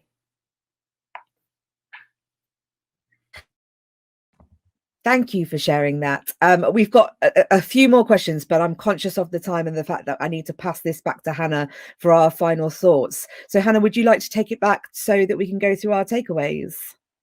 Sure, I am just going to squeeze one question that came to me via Twitter. So Evelyn, if you'd like to just verbalise the response to this one, we've been chatting about it in written format. The question came from Twitter about how do we deal with the personal trauma of challenging policies and microaggressions, and that sense of always going to the head teacher with those concerns that quite a few of you have referenced. Evelyn, what are your thoughts on this question? Yeah, I'll just be very brief. I would just say that try and find an ally who can go with you and support you. I would also say tap into all the networks that are available on Twitter, reach out to your organization, for support as well. So something like ASCL, reach out for them for support and guidance. They can help you kind of script a response or something. But ultimately, I would say, and unfortunately, if you keep banging on that door and nobody's listening, that school isn't the school for you. But remember, that head teacher will not always be there, and you would have left a legacy of getting your voice heard. So whilst you may have to leave because it's just not working, don't think that you're giving up, because you will leave a legacy and your voice will have been heard. Thank you, Evelyn. Brilliant advice there. So we're going to come to each of you to sum up, what's your one key message, your one takeaway you want the audience to really have heard from you today? And if you can try and do it in 30 to 40 seconds so we can hear from all of you, that would be fabulous. So Aneesa, what's your one takeaway? So my one takeaway would be, don't be an imposter in a school. And this is following on from Cleo and what Evelyn has said. don't be an imposter in school. Make the school your own. And if it's not working out for you, just don't be, we're quite scared because we all need a job and everything. So it's not so easy to say just leave, but actually find somewhere where you feel at home and where the people are going to nurture you. Because if the people at the top are not going to nurture you, they're not going to listen and understand your context, you're not going to get anywhere. And there's not really any time to waste in your own development, because these years are very important. So I think, you know, yes, we love the children that we teach in our school, but you know, if we're not allowed to have more of an impact on that, then and that's your ambition, then why not? You know, yeah. Thank you, Aneesa. Vilok, what's your one takeaway for the audience? My one takeaway would be empower and encourage all your students to achieve their potential and have the uncomfortable conversations with them. Try and understand them, because I feel that those people, those students who often speak the least, have the most to tell. And to learn about their individual journeys can make you as a teacher feel more empowered to help them and make them do their best that they possibly can. And Anita and Vilok, Mr. Pritchard has sent a message to say he is beaming with pride at home, watching and listening to you. So thank you so much for representing Upton Court Grammar School. Cleo, what's your one key takeaway? I think it's just to say that your real confidence grows from trying and doing new things and doing those new things well, and to not let the familiar and the comfortable rob you of those opportunities to demonstrate and feel your competence. Thank you, Cleo. Evelyn, what's your one key thing? Mine is representation matters. If you hold a privileged position, use it to advantage the many. Thank you, Evelyn. Carly, what's your one takeaway? So mine would be that if you are a person that's sitting in a position thinking, will my visibility matter, then I just want to say the answer is absolutely yes. And our kids are there to learn from us in more ways than just what we have to impart on our subjects. Thank you, Carly. Benny, what's your one takeaway from this panel? I think firstly, I'm just blown away. So it's hard to pick, but hearing about the need for mentoring and coaching in schools in all sorts of forms, not just for teachers, for students as well, that's stayed with me throughout this discussion. And I think, Cleo, your words are reverberating in my ears. Find a champion, be a champion, become a champion. That inclusive allyship, that active allyship is what we need from everybody who's listening in today. So thank you so much, our panel 3 speakers. Thank you to the audience for the brilliant comments and questions. We'll be back in 15 minutes at 12 o'clock for panel 4. Thank you very much. Okay, welcome back to the 4th panel of the Diverse Ed Virtual 3 event. Today we've been going for a good 3 hours now, and honestly, every minute has been absolutely fantastic. So I'd like to introduce our 4th panel of the day. So in no particular order, we have Anjum Peerbacos, who is going to be talking to us about unconscious bias. She's the head of Year 13. We have also got with us Kemi Oloyede, who is a Senko and founder of the Young Black Teacher Project, and she's going to be talking about a lived experience of prejudice.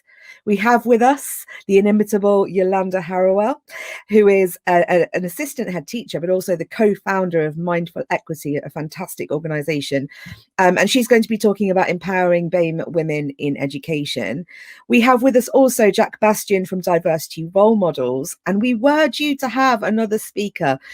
We were due to have Craig Cunningham, who was going to talk about fair recruitment for all and he's an assistant associate head teacher from The Difference, but I think he's having technical difficulties, so we're going to crack on without him, and hopefully we'll get his message out in some other way, shape or form. So without further ado, I'm going to hand over to Anjum to talk us through her thoughts on on unconscious bias. Good afternoon, everybody. Lovely to be here. Such an honour and privilege. I'm going to speak about unconscious bias from an anecdotal perspective because I've got a very finite amount of time.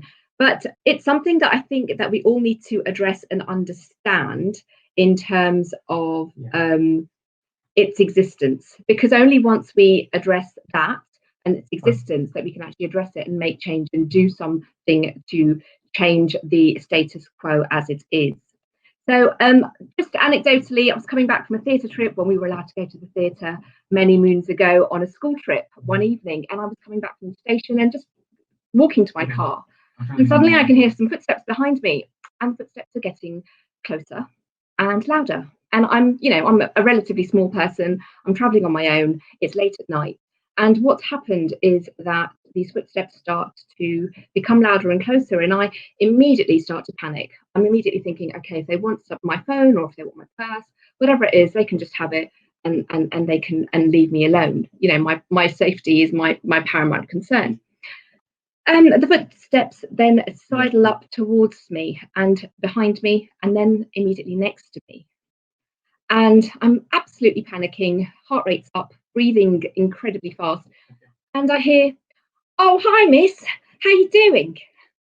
And it's two young men that I taught a few years ago who, I taught, and they'd obviously become young men now. They're, 20 odd years old, and they wanted to say hi and how was I doing, and they brought me to my car, and it was fine. But immediately for me, I had my preconceived notions of what would be asked of me or why I was feeling the way that I was feeling, and it made me question what that experience did for me, and start thinking about my own unconscious bias towards men. Maybe in that context it's quite specific. But then anecdotally, a student came up to me one day after I'd been off celebrating Eid for a day and said, "Oh, miss, you're back." I was like, "Yeah." And they're like, "Oh, how are you feeling? Are you feeling better?" And I said, "Yeah, I'm fine." And they said, "But you were away yesterday, so you must have been sick." I was like, "No, I was celebrating Eid." And my context is that I work in a Catholic boys' school in North London. And my journey has ended me here, and I'm very fortunate for that, and I feel very, very fortunate to have had this experience. And the student's immediate assumption was that, "Oh, but you're Muslim." And I said, "Yeah, a bit of a giveaway." And he was like, "But you're not like the Muslims that I see on television."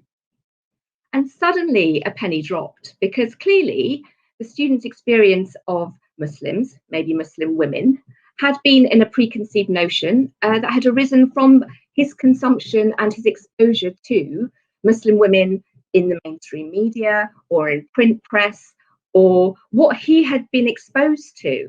And of course, I don't hold that student's perception, I don't hold that student responsible for that perception, because that perception has come about as a culmination of that diet of what the student has been exposed to through whichever format.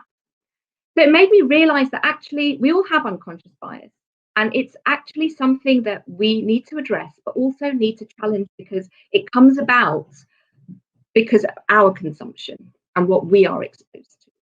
So just in a really quick Google search, I looked up child, and when you look up the word child in Google, it's not until you get to the 5th page that there's a child of colour. And when you get to that 5th page and there's a child of colour, that child is a child in an African backdrop from some very deprived situation. So our preconceived notions come from our diet of what we consume. But as educators, I think it becomes incredibly paramount, and it should be at the forefront of our thinking. And what are we giving as a diet to our young people in front of us that's informing their opinion of the world?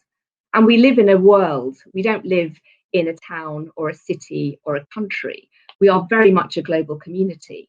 So in terms of my own experience of unconscious bias, I have a lot in terms of anecdotal advice and experiences. Actually, it's for us as educators to question ourselves in what are we giving our young people in front of us to experience, which is making up their understanding of the world.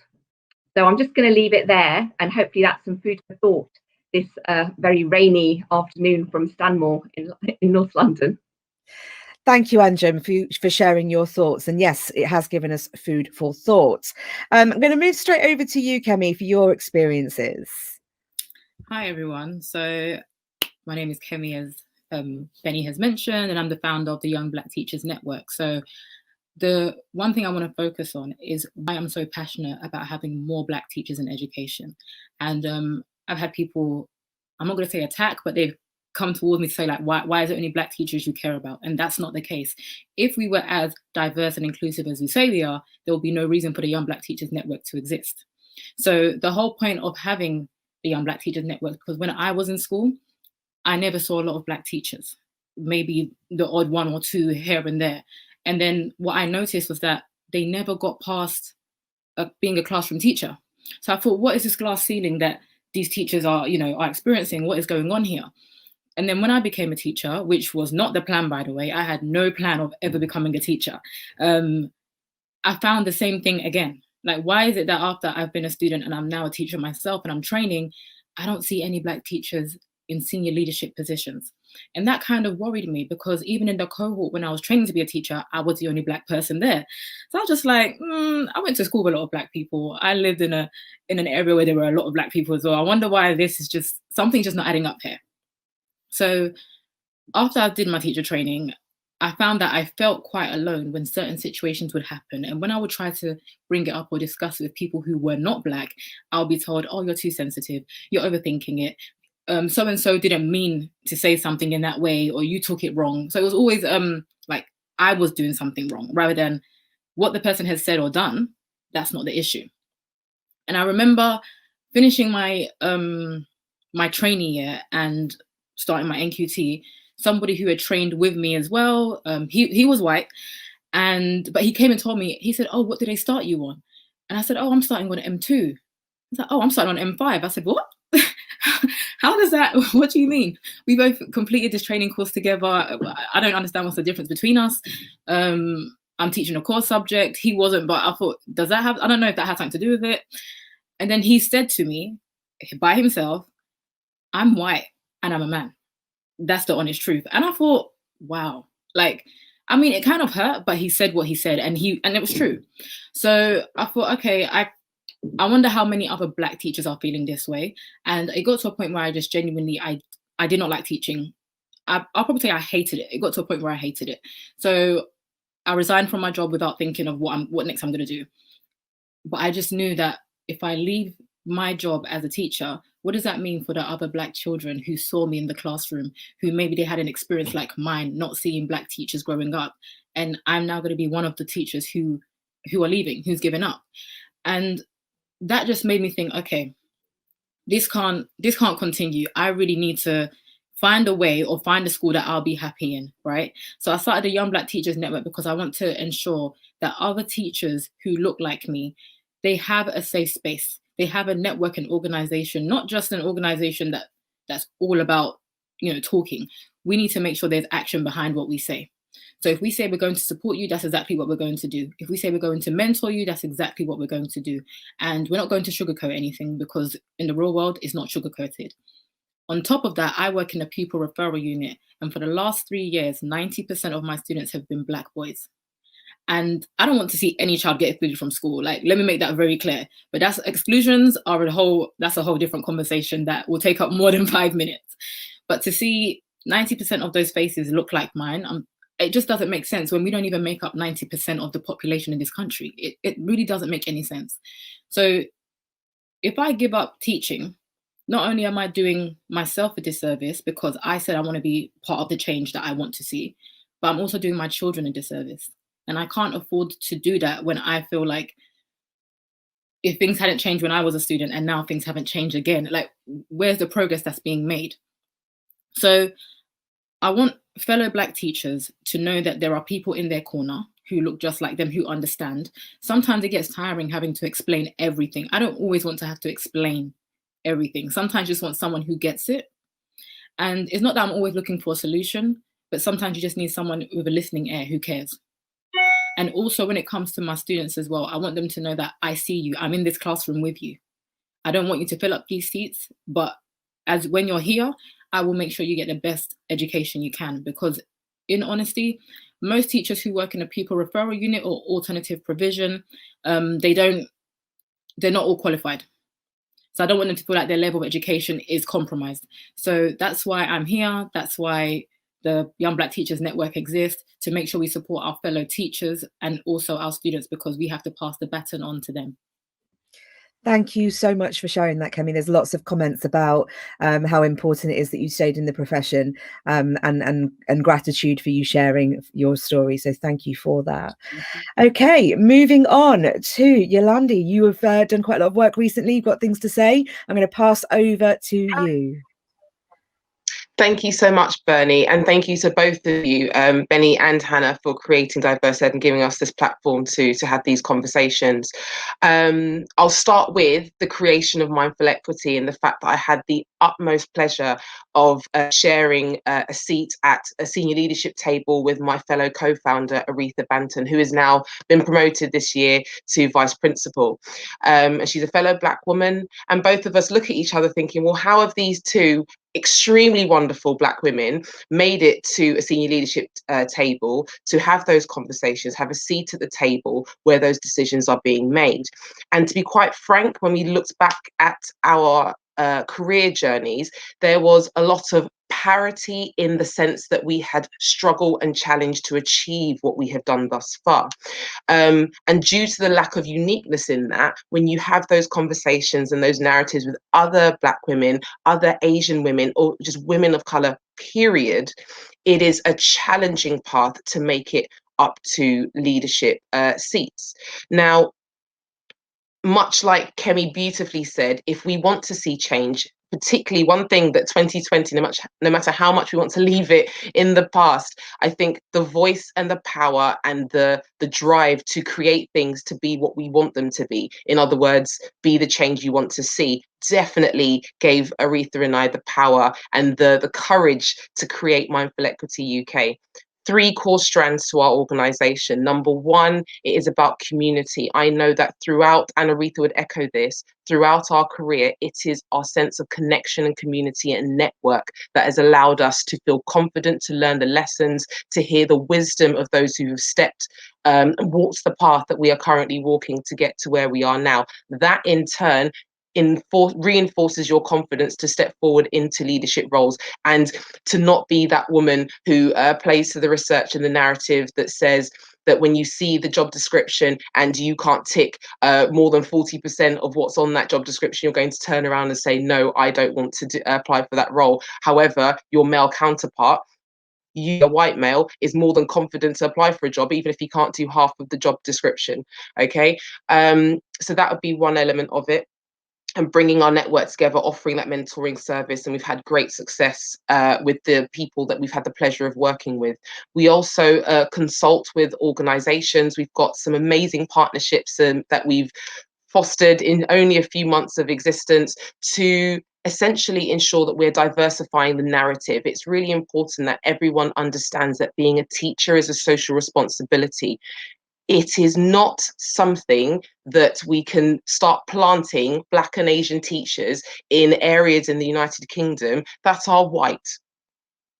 That's not the answer. The answer is that we are able to have those conversations, have the confidence to have the uncomfortable conversations and educate every young person so that we can create the society that we want to see later down the line. And by ensuring the people who have the seats at the table to have those conversations, to push forward in changing, reflecting on their organizations, we're likely to see young people grow into their confidence and be a lot more accepting and getting rid of this idea of normalizing, but usualizing difference.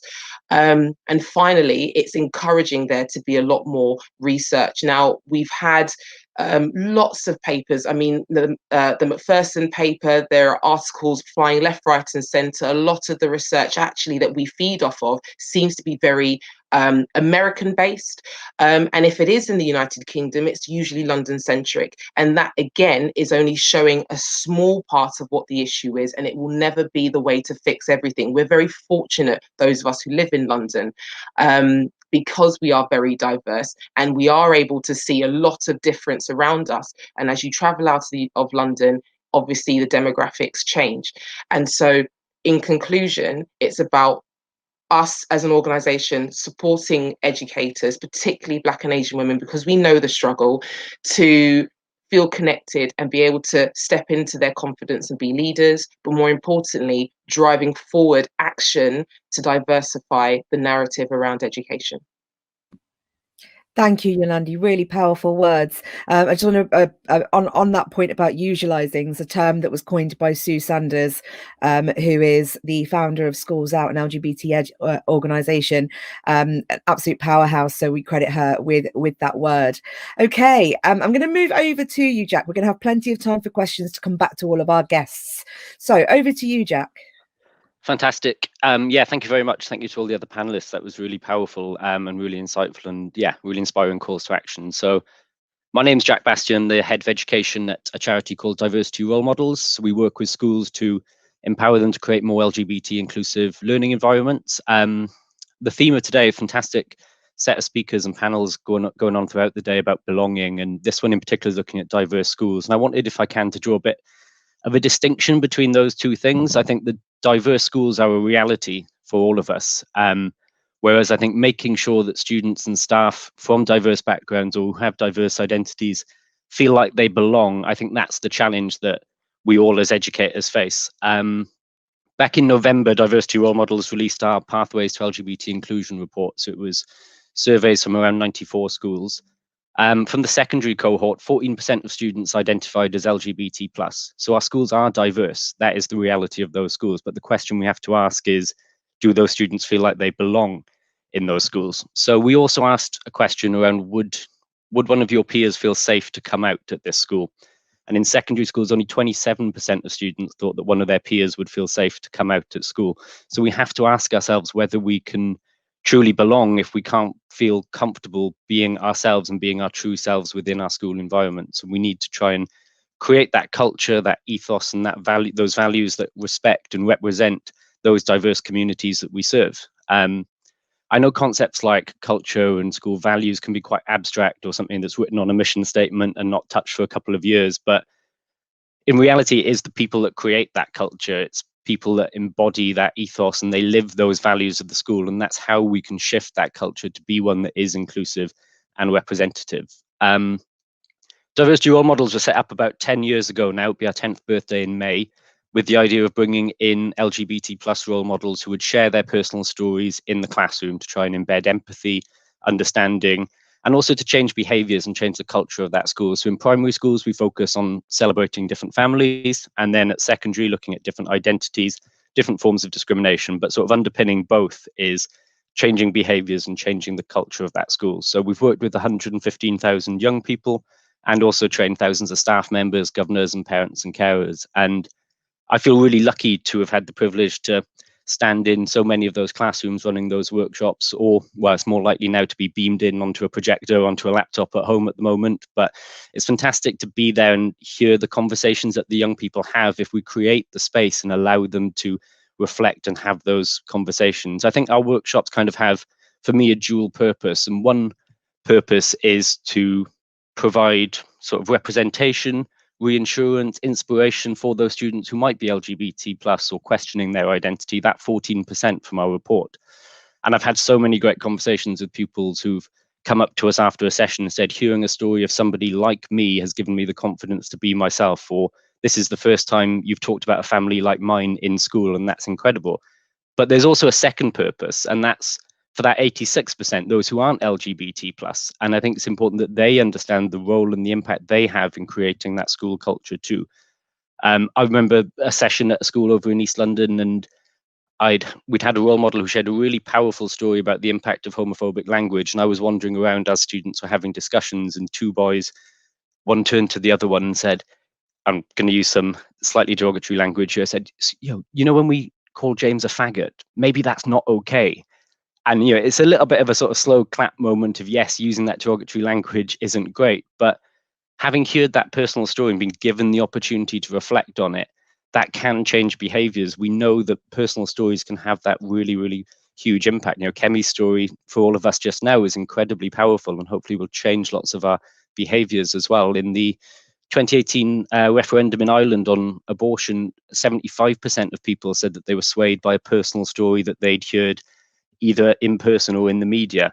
After our sessions, 84% of young people anonymously say that they'd support a friend who came out. So we can see the impact it has. And you know, if I'd been in a classroom where 84% of my peers had said that they would have supported me, I would have certainly felt more like I belonged within that environment and would have been allowed to belong as my true self. So we know that there are solutions out there. There are things that we can be doing. And it comes back to, I think, what Anjum was talking about that diet, about what students are seeing represented.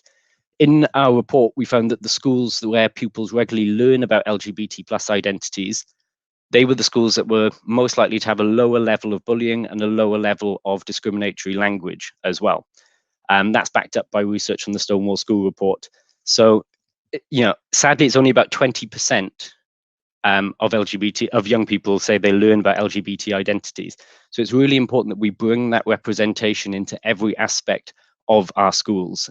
We can't change the reality, and we wouldn't want to change the reality that our schools are diverse, but what we can change is the curriculum, is the environment, and is that culture. So we can create those cultures where young people feel safe and supported and feel like they belong within our schools as well. Lovely. And I think that's time. It is, yes, but there's so much to think about there, and some of the comments coming through absolutely cheering you on as you talked, so there's a lot that resonated. Because we're a speaker down, we've got a bit more time for questions and comments, so I'm going to hand over to Hannah, who will guide us through and see how we can draw this conversation out further. Thank you. Thank you to all the speakers. Absolutely fantastic inputs, and it's really landing. It's having a lot of impact. I can see the ripples kind of like on social media right now. So Kemi, I'm going to come to you first.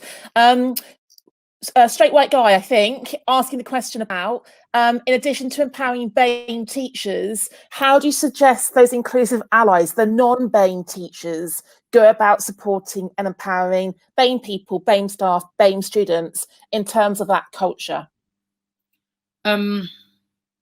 Sorry, can I just ask the question? Like, how do we kind of get allies? Is that what you meant?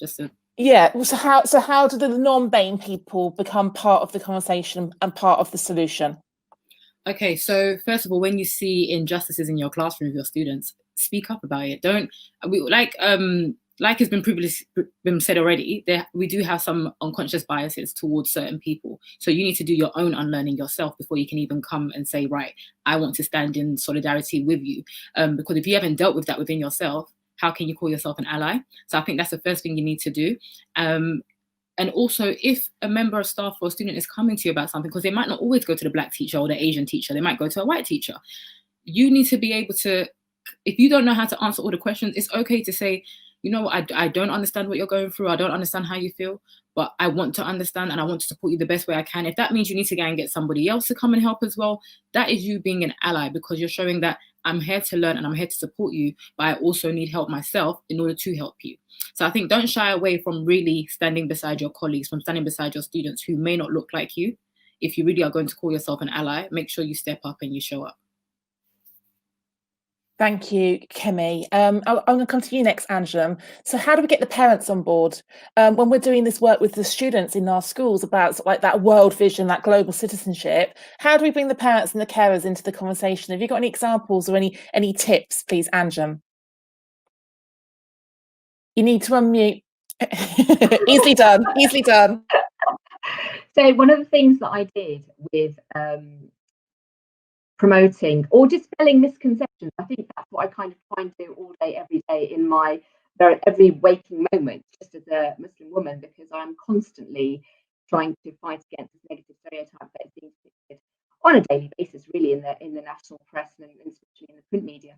And what I did was give opportunities to not just students but staff as well, to say, actually, I'm going to do a Q&A. And I did a Q&A for an entire year group, but actually the head teacher, who was incredibly supportive of the work that I was doing, was happy to open up to staff. And the number of staff that stand up and took part in that discussion and part in the conversation. And the premise was no question is too stupid, but I'm in a position where as an educator and as a teacher, I'm quite confident to do that. I'm also quite confident in my faith to be able to take questions and answers. And I've always said, like, if there's something I don't know the answer to, I'm more than happy to go and find out for you. But it's being able to involve other stakeholders in that conversation and being able to say to them, actually, it's okay to ask. Your genuine curiosity, I would rather have that than being verbally abused when I go shopping in the supermarket, because that's what is the kind of the other side. Because if you're not asking and you're not dispelling the ignorance around a particular community or a faith group or a different group, a different community, then what you have is the fear of the unknown. And then the reaction to fear is a lot worse than what a kid will say to me in a question. One question, do you wear your hijab when you have a shower? No, I don't. But I don't mind that question because it's an innocent question. It's come from genuine curiosity. But I do mind the antagonistic, hostile approach that I have encountered when I've been out in public. So for me, it's about involving stakeholders in every opportunity. And obviously, because I write, what I was able to do was then write about my experiences for tests and for other publications, and making that people are aware that I am able to articulate myself and be able to represent my community and myself, but I'm actually not what's being depicted on your television screens or through YouTube or whatever media forum you're currently engaged in. So I think there is work to do, but I think also we need to kind of be a driving force, and like Youlande said, like be the change you want to see. And I strongly believe that for my kids and for the children that sit in front of me on a screen at the moment, but all day, every day. Thank you, Anjum. Youlande, the next question is for you. How do we really make a difference to mindsets to challenge the white default positioning? How do we disrupt the white spaces in education? Well, firstly, it's about showing up as an individual, as your whole self. Being able to do that, though, isn't easy. So if it puts a lot of emphasis and responsibility on the individual, first of all, I think, firstly, as a person, a woman of colour, for me to walk into a room which I am not the norm, or I'm most certainly the only one in the room, there has to be a confidence. But on my shoulders and at my back, I have my network. I have my co-founder Aretha. I have my trainees, my mentors, all of the people in my network with me when I'm going into a room and I'm feeling. So it's about pumping yourself up. Some people talk about self-affirmations, etc. Whatever you need to do to have that confidence in the first instance. On the other side, there is also responsibility. What are those rooms when they look around and they're saying, there only are white voices in this room? How can we be talking about diversity if we haven't even got diverse voices, whether it be race, whether it be gender, whether it be sexuality, whatever the necessary diverse voices are important to ensure that we have a broad understanding. So I think it comes from both sides. One, as an individual, if you are the supposed underdog, how are you increasing your confidence? On the other side, what reflections are you doing? What actions are you taking to ensure that you're having diverse conversations, which include diverse voices? Thank you, Youlande. It's not only who's talking, but who's doing the listening as well, I think, isn't it? It's a two-way process, this communication. Which comes to you, Jack. I mean, your framing around it being about belonging, not diversity, has really landed and resonated. How do we move the conversations forward then? How do we reframe the focus on diversity and actually open it out to this sense of creating belonging in the education system?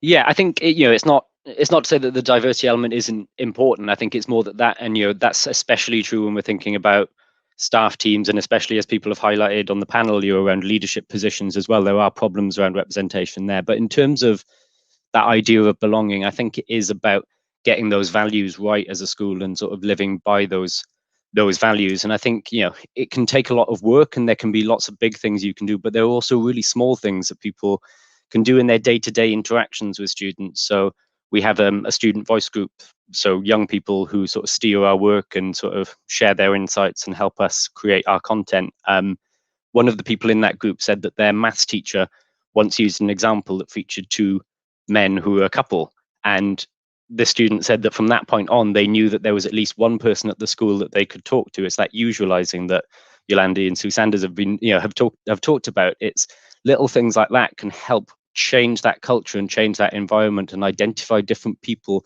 having those visible allies who are not afraid to challenge discriminatory language, who are not afraid to use different examples or to have, bring that visibility into their classrooms. I think that's really, really important. It's about not being afraid to sort of celebrate that difference as well. I think we often talk about the British values framing around things like tolerance. I think diverse ed do a really good job of talking about celebration rather than tolerance. It's about celebrating all of our differences and having that really at the core of the school, because the schools are already diverse institutions, and it's so important that we represent that diverse community well, and we empower absolutely everybody in that community to be themselves and to come to school and feel happy, included and belonging. Thank you, Jack. Back to you, Kemi. There's some curiosity about your experience in alternative provision versus your experience in mainstream. And have you seen visible role models on your SLT in your AP experience? So since I've been in a PRU, I think the closest I've seen to having someone on SLT is myself as a Senko. But even then, there's been a bit of a challenge of being on the senior leadership team as having the title as a special educational needs coordinator. So no, I haven't seen as much difference when it comes to senior leadership from a mainstream school to an AP. However, I've seen more Black teachers since working in an alternative provision. And maybe that's because of the type of children that we do get. They want them to see people who look just like themselves in the school. Thank you, Kemi. And it's a shame Craig's not here. So Craig is on the Difference programme. Please do look up The Difference. Kieran Gill, the CEO, is doing a brilliant job in diversifying leaders from mainstream going into AP to take that AP knowledge back to the mainstream school context. So next question for you, Youlande. Like, what are your thoughts about how we can diversify the intake into the profession? How can we actually attract more diversity into teaching in the first place? Oh, it's a really good question. One of my neighbours spoke to me during the very first lockdown, if we can all remember that. And she was working as a consultant for the DFE, and they were thinking about how they were going to recruit members of staff from all ethnic backgrounds, races, genders, etc., into teaching. And that in that conversation, I don't think she came out of it saying, the education department really doesn't understand what they're doing.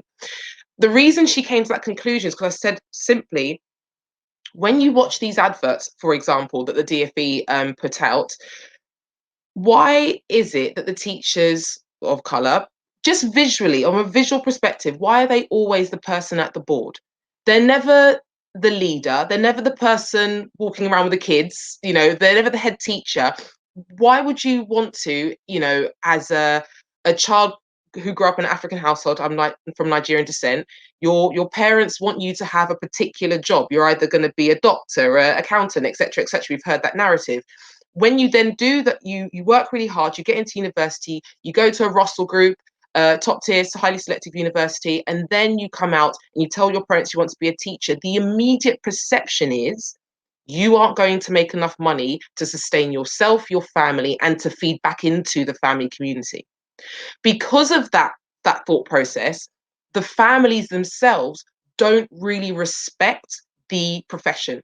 And so they would much rather their child become an accountant, become a doctor, become a lawyer, because they understand those to be where the money lies. What unfortunately doesn't happen is that I think the respect that teachers had many years ago is slowly coming back as a result of the lockdowns. And so parents are starting to understand, actually, to be a teacher, this is really hard. The academic rigor that we go through to understand and unpick complex theories and apply it to children. So why does this all matter, and how does that help with diversifying? Because if the narrative around what it means to be a teacher remains the way it is, it becomes a very unattractive profession. If we actually start talking to trainees from the very beginning about what your pathway could look like, we demystify it. For example, if you look at the leadership courses that occur, they are littered with ethnic minorities, people of colour, trying to learn and understand what you need to do to make the next steps into leadership, because no one's ever spoken to them about it before. Heaven forbid in line management that you'd even suggest that you're considering making a promotion, for example, because you're not someone's protege. So it goes back to, what actual career development are we offering people? How are we marketing the profession? What is the narrative around education? How can we make it more appealing for other communities? Thank you, Youlande. And also go and look up the data, guys, okay? The data about the number of applicants versus the number of offers is really quite shocking.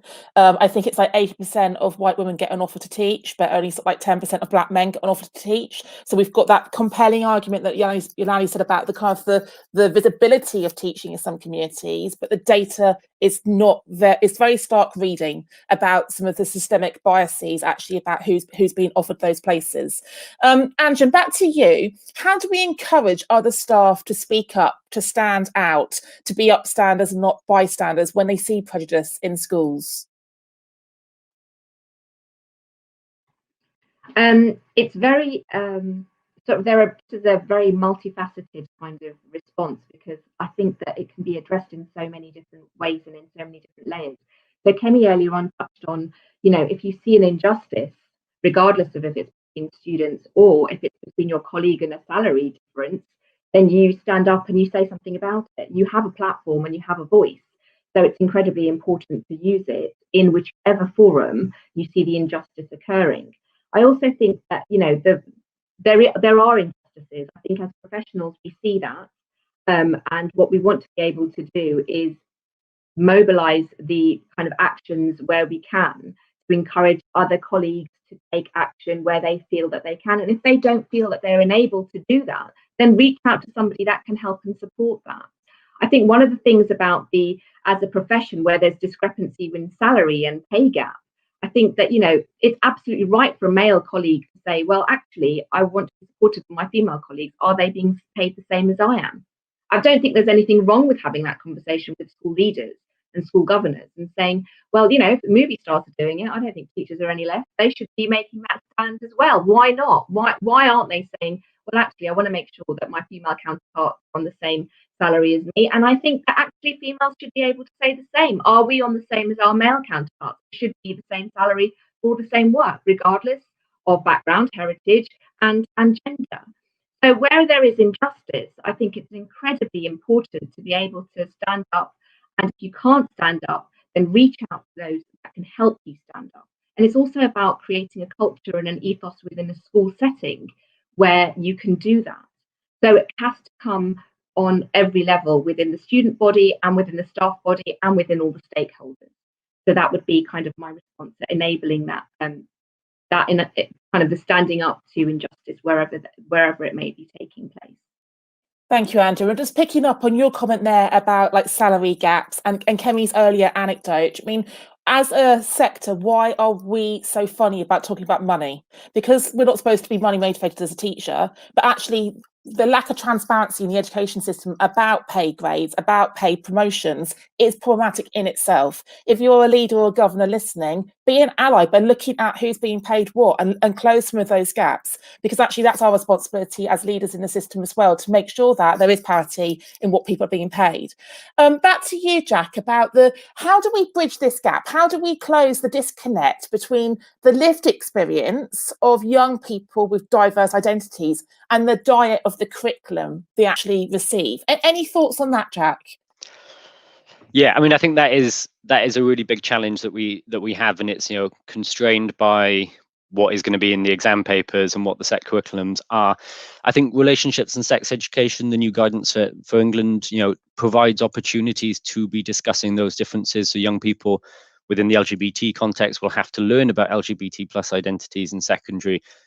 Primary schools will have to talk about different families. So it's about finding those opportunities where they lie. It could be looking at things like your school library, looking at what books you have on offer. You know, are there enough books that portray different families, that are written by, you know, people from diverse backgrounds across race, religion, sexual orientation, etc. as well? Are we bringing in, you know, looking for those opportunities? If every teacher and every leader sort of just took a little minute to think about, right, within this unit of work, is there an opportunity here to lead into a discussion on, you know, equality, on respecting our differences, and just finding those little moments where we can have that. We've got LGBT History Month coming up in February, things like Black History Month, you know, those, obviously this teaching should be happening throughout the year, but those are good starting points. They're good opportunities to really highlight and showcase that.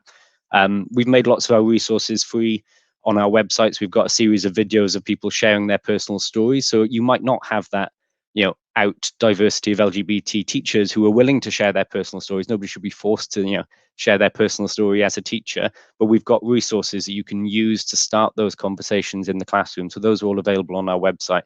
And there's so much out there. I think it's just about finding the space in the curriculum, finding those gaps, finding those opportunities, and really grasping it and not being afraid to have that conversation. I think there's often a fear of getting things wrong when we're talking about diversity, when we're talking about sexual orientation, for example. Nobody wants to say the wrong thing, but actually just opening up the space for those young people to have that conversation and to not be afraid to ask any questions, as Anjum was saying with her example. I think that's so important. It gives young people the opportunity to realize it's nothing to be afraid of to have these conversations. It's actually really important for the community to be able to have those uncomfortable and difficult conversations together. So yeah, grasp the nettle. Don't be afraid to take that opportunity wherever you find it in the curriculum or in school life. Okay, thank you so much to all of you for sharing your thoughts. I think it's worth leaving our listeners and our viewers with just a kind of one sentence takeaway. If there's one thing that you really want to feel like you've said and it's been heard today, what would it be? Can I start with you, Anjum? What's your one takeaway for people today? As educators, we are huge influencers in the young people that we encounter every day. And I think for every lesson that you teach, for every resource that you make, for every worksheet that you create, for every PowerPoint that you use, please think about the diet that you are exposing your young people to, because it will make up their understanding of the wider world. And that would be my one takeaway from the talk that we've been having this morning. Thank you, Anjum. Okay, over to you, Kemi. What's your one takeaway in a sentence? Show up, be seen, be heard, and don't be afraid. Perfectly put. I mean, you can't get more concise than that, so well done. Thank you. And over to you, Youlande. What's your one takeaway? Oh, Benny, you put the gauntlet down. Mine is teaching is a social responsibility. If every stakeholder remembers that, education will be a very different landscape. Absolutely agreed. There's a lot of cheering going on in the background there. And then over to you, Jack. What's your one takeaway for today? Yeah, I think mine would be that diversity is a reality, but ensuring that every young person belongs in our school is a challenge, and it'll take time, but each small step will make a difference to those young people's lives. So don't be afraid to start that journey. Love it. And that word belonging is ringing out loud and clear. Hannah, what about you? What's your one takeaway from this session? Not my word. Someone put this into the comments. I love this sentence. Think global, act local. And Anjum, that was when you were talking. And just another very short statement there for us to really live by. Benny, what's yours? My goodness, I feel like I don't want to do anybody any injustices.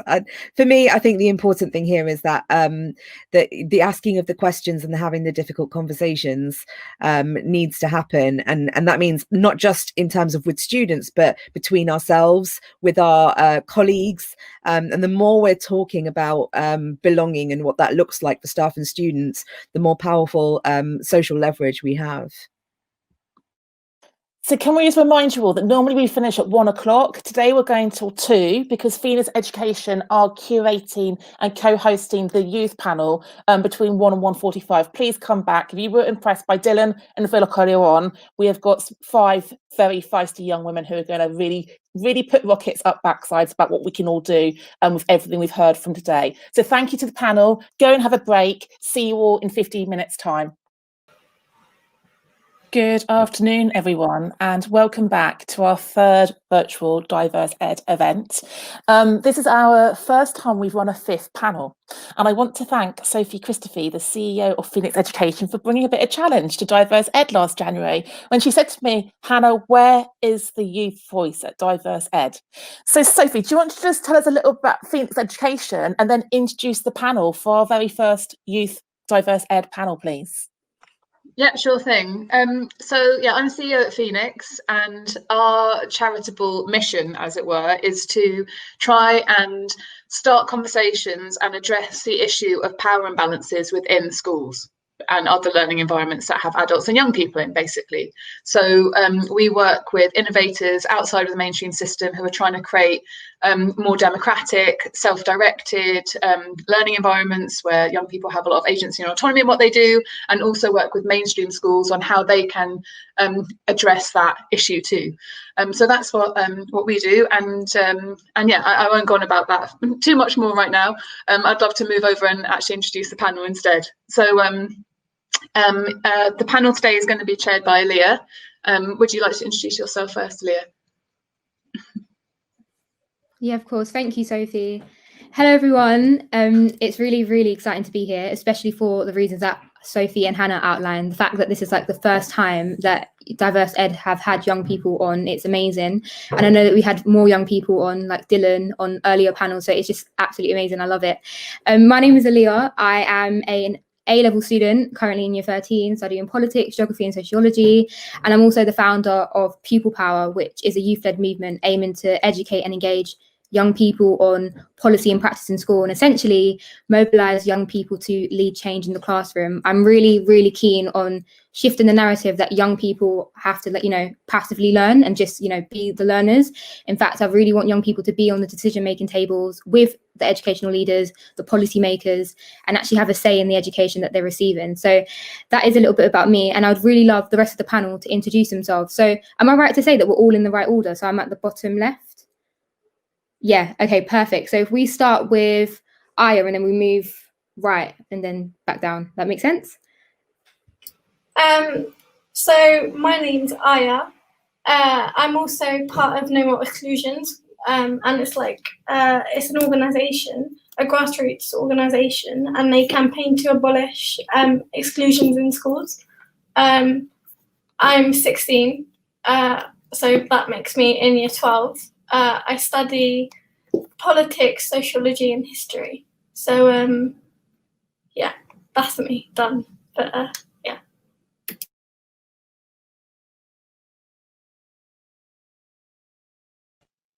Hi, I'm Simi. I'm 16. I am part of Pupil Power as well as CML, which Phoenix runs, and also the co-founder along with Ava of Not a Trend, which is a youth-led campaign trying to create long-lasting and meaningful change and anti-racist conversations, so they're not just fleeting and performative.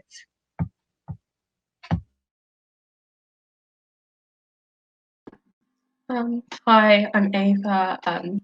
Like Simi said, I'm also part of People Power, CML, and one of the co-founders of Not a Trend. I'm 16. I'm doing my A-levels in year 12. I'm studying history, philosophy, and English literature, and I'm really excited to be here today. Thank you.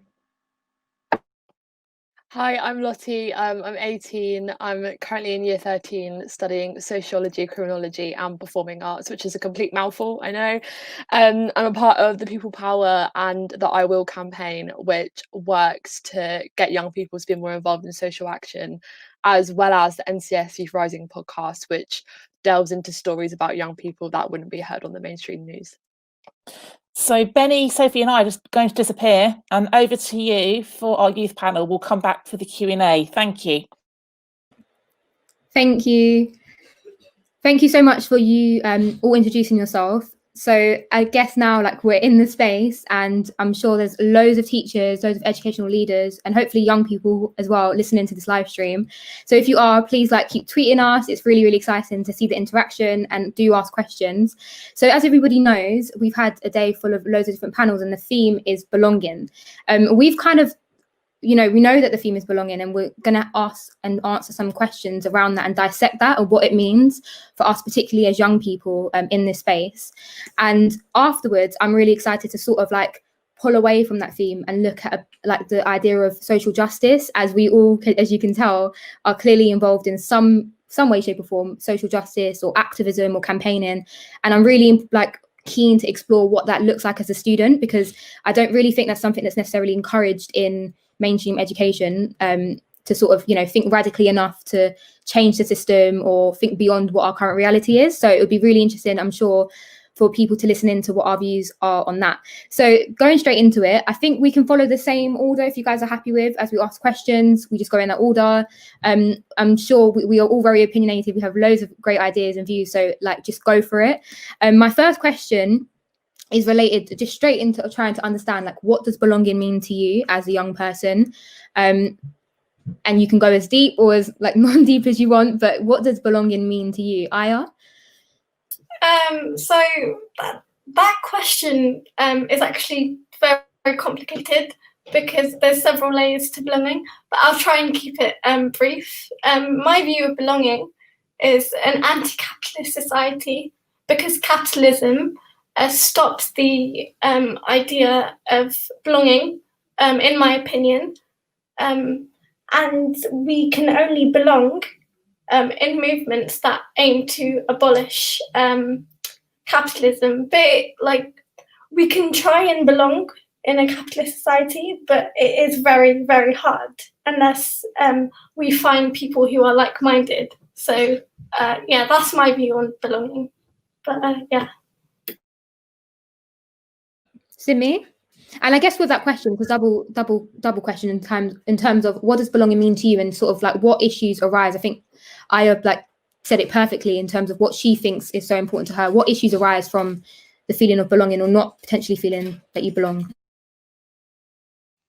Yeah, I think belonging is something, it's a feeling accepted in a community that that acknowledges differences between people, which, because difference does arise because everyone's individual, but embracing those differences in a way that's not completely disregarding the fact that there are differences. And, you know, I think a lot of people try to have this, like, I don't see race, I don't see gender, I don't see whatever differences there are. And I think that's completely, it doesn't solve the problem of trying to make people feel belonging and make people feel involved and included.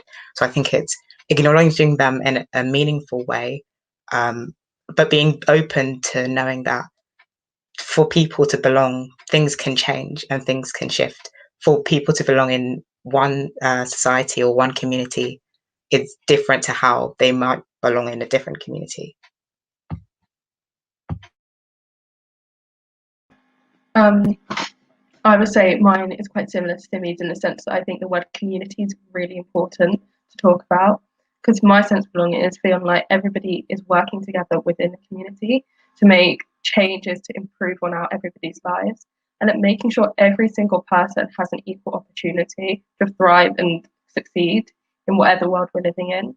And I think at the moment we don't live in that society, we don't live in that world, and that's really sad to me. But I'd really love to be able to change that in some way, shape or form. So belonging to me definitely looks at representation and seeing myself and the people who I surround myself with in education, in the media, in government, in power, etc., etc. Like Ava, I don't see that often at the moment. I definitely think it's improving. But particularly in education, I think a lot of us will be able to kind of vouch for the fact that us and our kind of views, opinions in life is just kind of left to the sidelines. So to fully belong, I feel like we need to have a society which is anti-capitalist, which looks at and helps everyone. And yeah, I think we can definitely achieve that. It just has to be something that everyone puts the work in for. Most definitely, I agree with you all on that note. And I think also something to pull on, like that sense of community, like Ava spoke about, but also like your part and your role to play in that community. Because I think often we're looking at it like at everybody else. So we're in our shoes, but we're looking at everybody else. But it's also, what role do we have to play? What responsibility do we have to play to make sure that we feel belong, or that we feel that sense of belonging rather? And also the idea that sometimes, if we draw on our own experiences, I think a lot of you can relate. We've had to create that space for ourselves. So, you know, if we look at representation of age, for example, that's something that's been really important to me coming into this space. And, you know, when I first kind of got interested in, you know, organising, community organising, activism, reflecting on education and being really critical about the education I was receiving, particularly as a young person, it was really important that, you know, I created that space and that we're all doing that through speaking, being accepting of one another and each other, but also being unapologetic about our experiences and our stories, in order to create that sense of belonging. So it's kind of like we have a responsibility to, you know, do that for ourselves, but also for others. And a lot of time we forget to do it for ourselves because we're too focused on, you know, other people, which is amazing, but we also need to remember ourselves, if that makes any sense whatsoever. And I just want on that note then, I'm really curious to know a time in your lives or in education. It sounds really like deep because we are still really young, like a time in our lives, but just in education that has stood out to you, that's made you perhaps not feel a sense of belonging, and the impact of that, most importantly, that has most definitely sparked all of your activism in some way, shape or form. We can go backwards again. So Lottie, you can go, Ava, Simi, Aya. There's a lot of things like came to mind when you said that. I was like, oh my god, there's loads, which isn't a good thing really. But I think the main thing was kind of in PSHE lessons, specifically like sex ed stuff and stuff about like consent and about LGBT relationships is never touched on.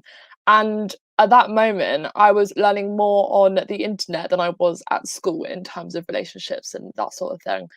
And that just was the most infuriating thing ever, because I was looking at classrooms full of a really diverse set of people who aren't hearing these things, and these things are so important. So that definitely sparked me and my local community to kind of start creating some change and speaking to, senior managers in school about it. And then going further, looking at like student councils and stuff, which again I've been a part of a lot, trying to change stuff about PSHE and sex ed.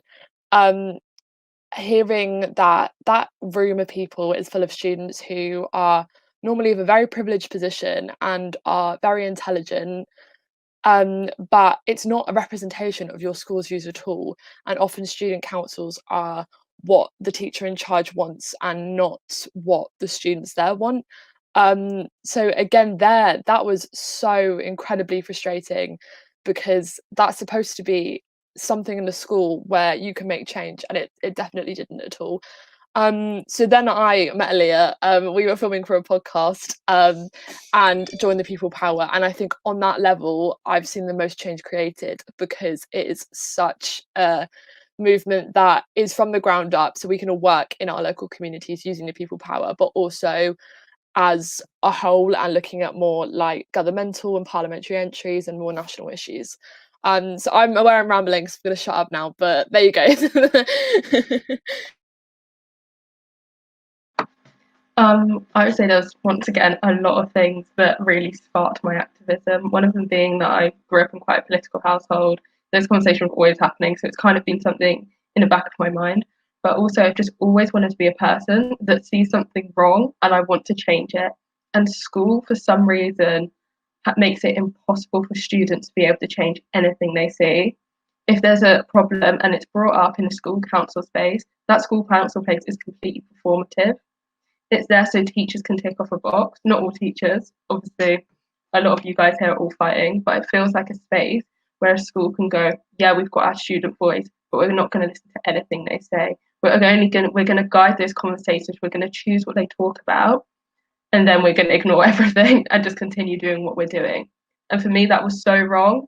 And even trying to create spaces where we and Simi, when we started an activist in society, it took us almost a year to get that up and running, just to find a room and the teacher would facilitate it.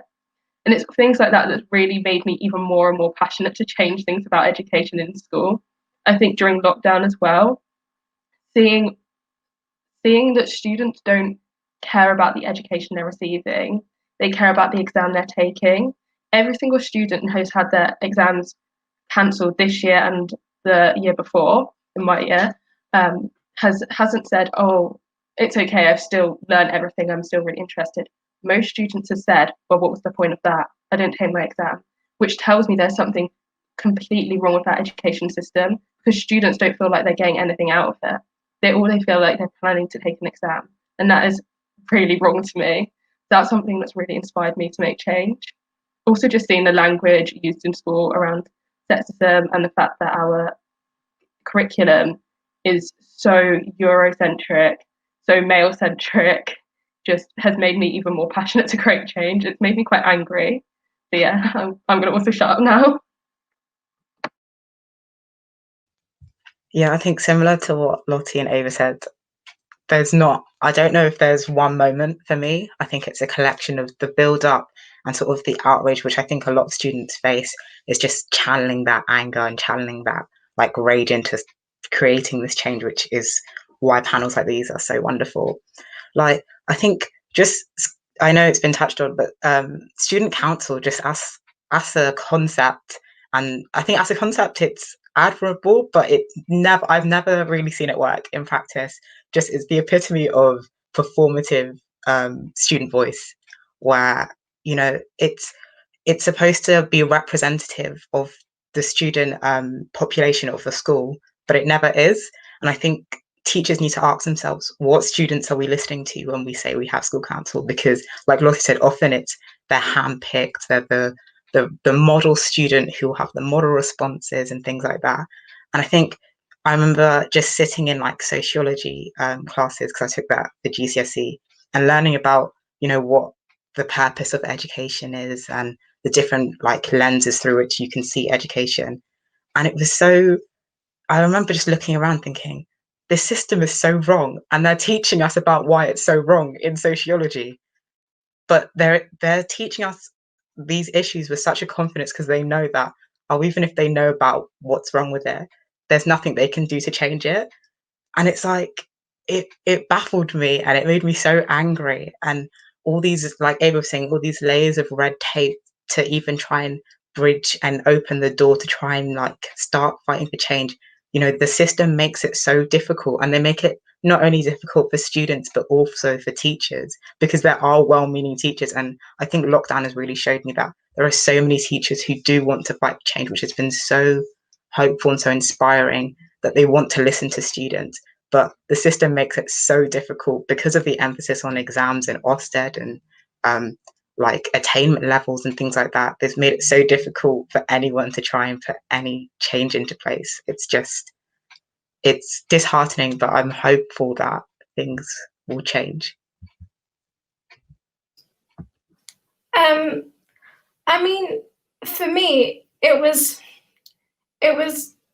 being around certain people that sparked my consciousness of like, we need to change this. And I think one of those people was like Aaliyah from Pupil Power. I remember I went to an event and Aaliyah and Zahra Bey, the founder of No More Exclusion, was there. And to hear them like talk was like really, it sparked something within me, something that like said, oh my God, I'm not like alone in this. Like I have other people who think that. And so from there, I just kind of educated myself and talked to loads of other people that felt the same. So yeah, that's my experience. Wow. I mean, yeah, there are so many experiences, and I feel like we're going to keep experiencing things that don't necessarily feel right, make us feel a little bit uncomfortable, and put us in a position where we're like, we want to change that. And I just feel as if like Simi also touched on, that frustration that we feel in each of those moments are probably the most important ingredient for our activism and for the possibility of change. Because if we don't feel frustrated enough to do something, then we won't feel that urgency, the need, and the calling to do it. And so it's really, really important that we kind of see those moments of frustration and anger and all those negative feelings as a really positive thing. Because again, like me, if I didn't feel frustrated, if I didn't feel annoyed or feel like something needed to change, then I wouldn't be in the position I'm in now, and I definitely wouldn't be on this panel with you guys. Just personally touching on my experience, I remember just pulling on the leadership thing, like just being in education and just feeling uncomfortable in different moments, in so many different aspects. I had a really great secondary school experience, and I'm pulling on secondary because that was like 5 years of my life, so it was quite huge, and I did have a positive experience. But there were moments that happened and I just thought, that's not right, I don't feel comfortable there, I don't understand why that's happening. And I feel like, although some teachers from my secondary school may have seen it as like possibly butting heads, I always saw it as an opportunity to be critical and to question why. And I don't think that's a negative thing at all.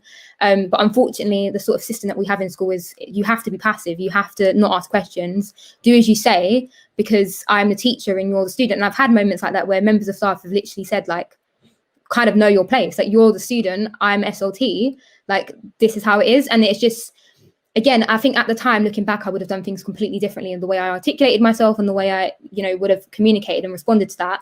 But in the moment, it's just like, what? It doesn't feel right. It's not right. And I feel like those moments of what led me to when I left secondary school, going to an NEU event, saying that I signed up. I know you guys are aware, like I signed up as like I think a counsellor or a teacher, just so I could be at the event, because there was no option there for a young person to attend or a student to attend.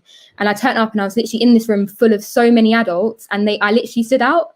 And so they were like, what's she doing here? Like, I'm sure I felt uncomfortable, but they most definitely did. And for me, I've always just loved challenging things. I love the feeling of feeling uncomfortable, knowing that that temporary uncomfort will lead to long-term comfortability, if that makes sense. Like, putting yourself in a situation that's unusual is beneficial for the long term. Having uncomfortable conversations with whether your teachers or your students, it's not going to feel nice in the moment, but you have to look past that, because you know that by doing that, you're opening up the space even more. And so by being there, I'm sure teachers must have thought, oh, like maybe young people should be involved more in this sort of work. Why have we never thought that young people need to be involved in this? And so that's my personal experience. So on that note now, I'd like to completely flip it on its head and think a lot more positively about this idea of, okay, we've realised that education is not fit for purpose. We've established that, there's a consensus on that, but what is that vision? What are we striving for? What does that look like? And in Pupil Power, a lot of you are involved in Pupil Power. We say, you know, reimagining the 21st century education system. You know, we're in it now. We see it how it is. And lockdown was a moment where we realised that, you know, things are just not working. And I love lockdown for the reason that it was a massive pause button for teachers and for students, where they were removed from a system that were just so wrapped up in Monday to Friday, you know, work, exams, marking, and all the rest of it. And we then saw things for the way they were. And so I'm really interested to know on what your vision is for the 21st century education system, and how does belonging fit into that? I know that's a really long question, and I've got so many more. So if we can kind of like keep that really concise, that would be amazing. I'll go first, because I think, yeah. Anyway, I think change starts with the education system. I want to make the education system more democratic, because currently it's the indoctrination of the young. And we see this through the PSHE guidance. Teachers can't use anti-capitalist materials and so on, which I think is absolutely appalling. My vision is we need to make schools more democratic, because they're the main institution in which capitalism thrives, subconsciously and unconsciously, because often the people in the education system, staff, students, have been indoctrinated for such a long time. And I think once we accomplish, making the education system more democratic, we can move on to other areas in society and make them more democratic. So that's my vision for change in the 21st century. So yeah. I think, yeah, there's so many things that I think that you could hope for, but I know I'll try and keep my answer concise. I think if I was to summarize it, just transparency is kind of the thing that over this lockdown has come to mean so much to me. Transparency between staff and students, between staff in the senior leadership team, government as well. Just brutal, frank honesty, because I think teachers underestimate that students can take it. They can take that honesty, and just knowing, oh, when we're challenging and questioning things, just tell us straight away, like, oh, sorry, I can't actually do anything about that. It's from above me. It can just, I think having that transparency humanizes both staff and students, which can mean that they can collaborate and work together a lot more. And everyone just bringing that into the theme of belonging feels a lot more included and aware of the decision-making process. So yeah, transparency.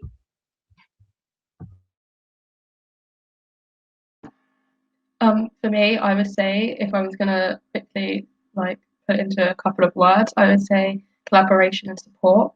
I think education should all be about working together, learning from each other, and supporting people with their interests. I think we really need to look at what we're teaching our youth and what we're teaching young people, and kind of be supporting in their interests. Because I just feel like so many students feel so excluded by the education system, feeling like they can't thrive in this education system. And that tells me there's something wrong, and that all children need to be put and included in, and making sure we're working to every student's strengths, not just discarding them, saying, you don't fit our idea of education. That means you're not good enough for our society, meaning you're going to fail, and then it's your fault. And I just think we really need to be looking at how we can widen our lens of education. And that's kind of made my ideal education system. So me and Ava had an identical point. So I was like, oh, damn it. But essentially, I think taking from what Ava said, if there are people watching who think, I want to do something when I go back to school on Monday or whatever, and you're a teacher, I'd say two things. One, if you have a student who is angry about something and is maybe not expressing that in a way that you would consider appropriate, don't straight away go to sanctioning that. And I know a lot of people would, and I can completely understand that, but get to the root of the problem. Why are they angry? Why are they acting up? And then support them if they want to take this further and they want to take it to the governors, to student council, to SLT, whatever. Like, take it with them and show them how they can express their emotions in a way that is appropriate, but that will bring about change. And I think obviously we want to be fighting for these legislations and stuff that can help us. But if you want to do your part, like, start from the ground up, and just if you see a student who's angry, just help them, because we can really appreciate that collaboration, like Ava said, is really important. Honestly, as always, like, always agreeing. I think my head's gonna fall off because I'm like nodding like the whole way. I'm just like, yeah, I'm literally. I know that I think just listening to all of you guys already, like, we do so much together. We work so much in so many different ways. Like, we're here leading like legal challenges with the Department for Education. Simi and Ava and Lottie, like, we're doing our own other stuff in terms of, you know, working with lawyers to change policy, leading events, trying to change, like, we're doing so much. And so I think it just feels like this moment now just makes me realize why we're doing it and why it's so important. And I know that there are so many more, you know, young people out there that are doing it, but also teachers as well. And I saw in the comments, I am trying to also look at the comments, I saw in the comments a teacher say that, like, you can almost feel like you're in it alone. And that's exactly how young people feel. And it's like, if we both realize that both parties are feeling the exact same, then we could just come together and start things a lot quicker. I think at the moment it's just complete silence from both sides, and we're not acknowledging that we're both frustrated. And we can do so much if we were to come together and say, you know, we feel the same. And yeah, we may be teachers and we may, you know, be in a different position to you, but we acknowledge that, and we're not going to use it in a way where we abuse it, or we just acknowledge that we're actually equal when it comes down to it. And I'm sorry to say, a lot of young people have way more kind of creative ideas and have more solutions than some of the adults that we see in power. And do you know, I'm actually not even sorry for saying it. It is quite frank. We see the debates on Twitter and stuff of the Department for Education currently now, and possibly even in schools. And I just feel like young people need to be given more acknowledgement. They need to be given trust. And I feel like the relationships I had in school, the great relationships with my teachers, were the ones that were built with trust, because they acknowledged that, you know, it's coming from a good place and there's that trust and that foundation built there. And a lot of that doesn't really happen when you have that hierarchy and that sort of like, we're here and you're there. I just think we could progress so much faster if we start collaborating with young people in schools, start collaborating with the teachers and the adults and the senior leaders, and bridge that gap.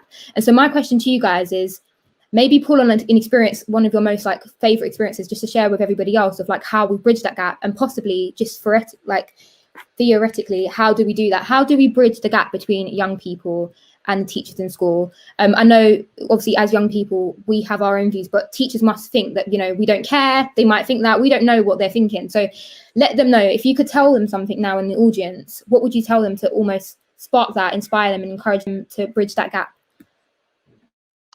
So my thing would be honesty, and that's from both parties. And there is one member of staff that, so I, again, I'm in the student council still, and I chair our meetings, and the one member of staff I'm linked to, I'm very frank about my opinions. I don't beat about the bush, and I will say it like it is. And I think from my age, being 18, that is something that now, like, they can take, and they feel that that is coming from a good place. When I did that when I was 11 or 12 in that situation, there was definitely a stark difference of, oh, you're just acting up, and oh, this is stupid. And it was just blatant ageism.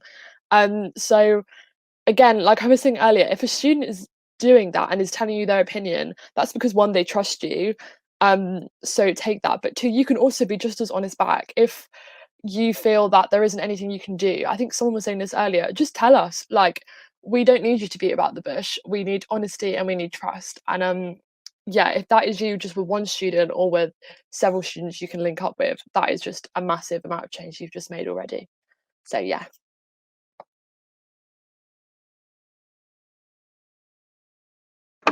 I would say for me, really make sure you continue to listen to your students.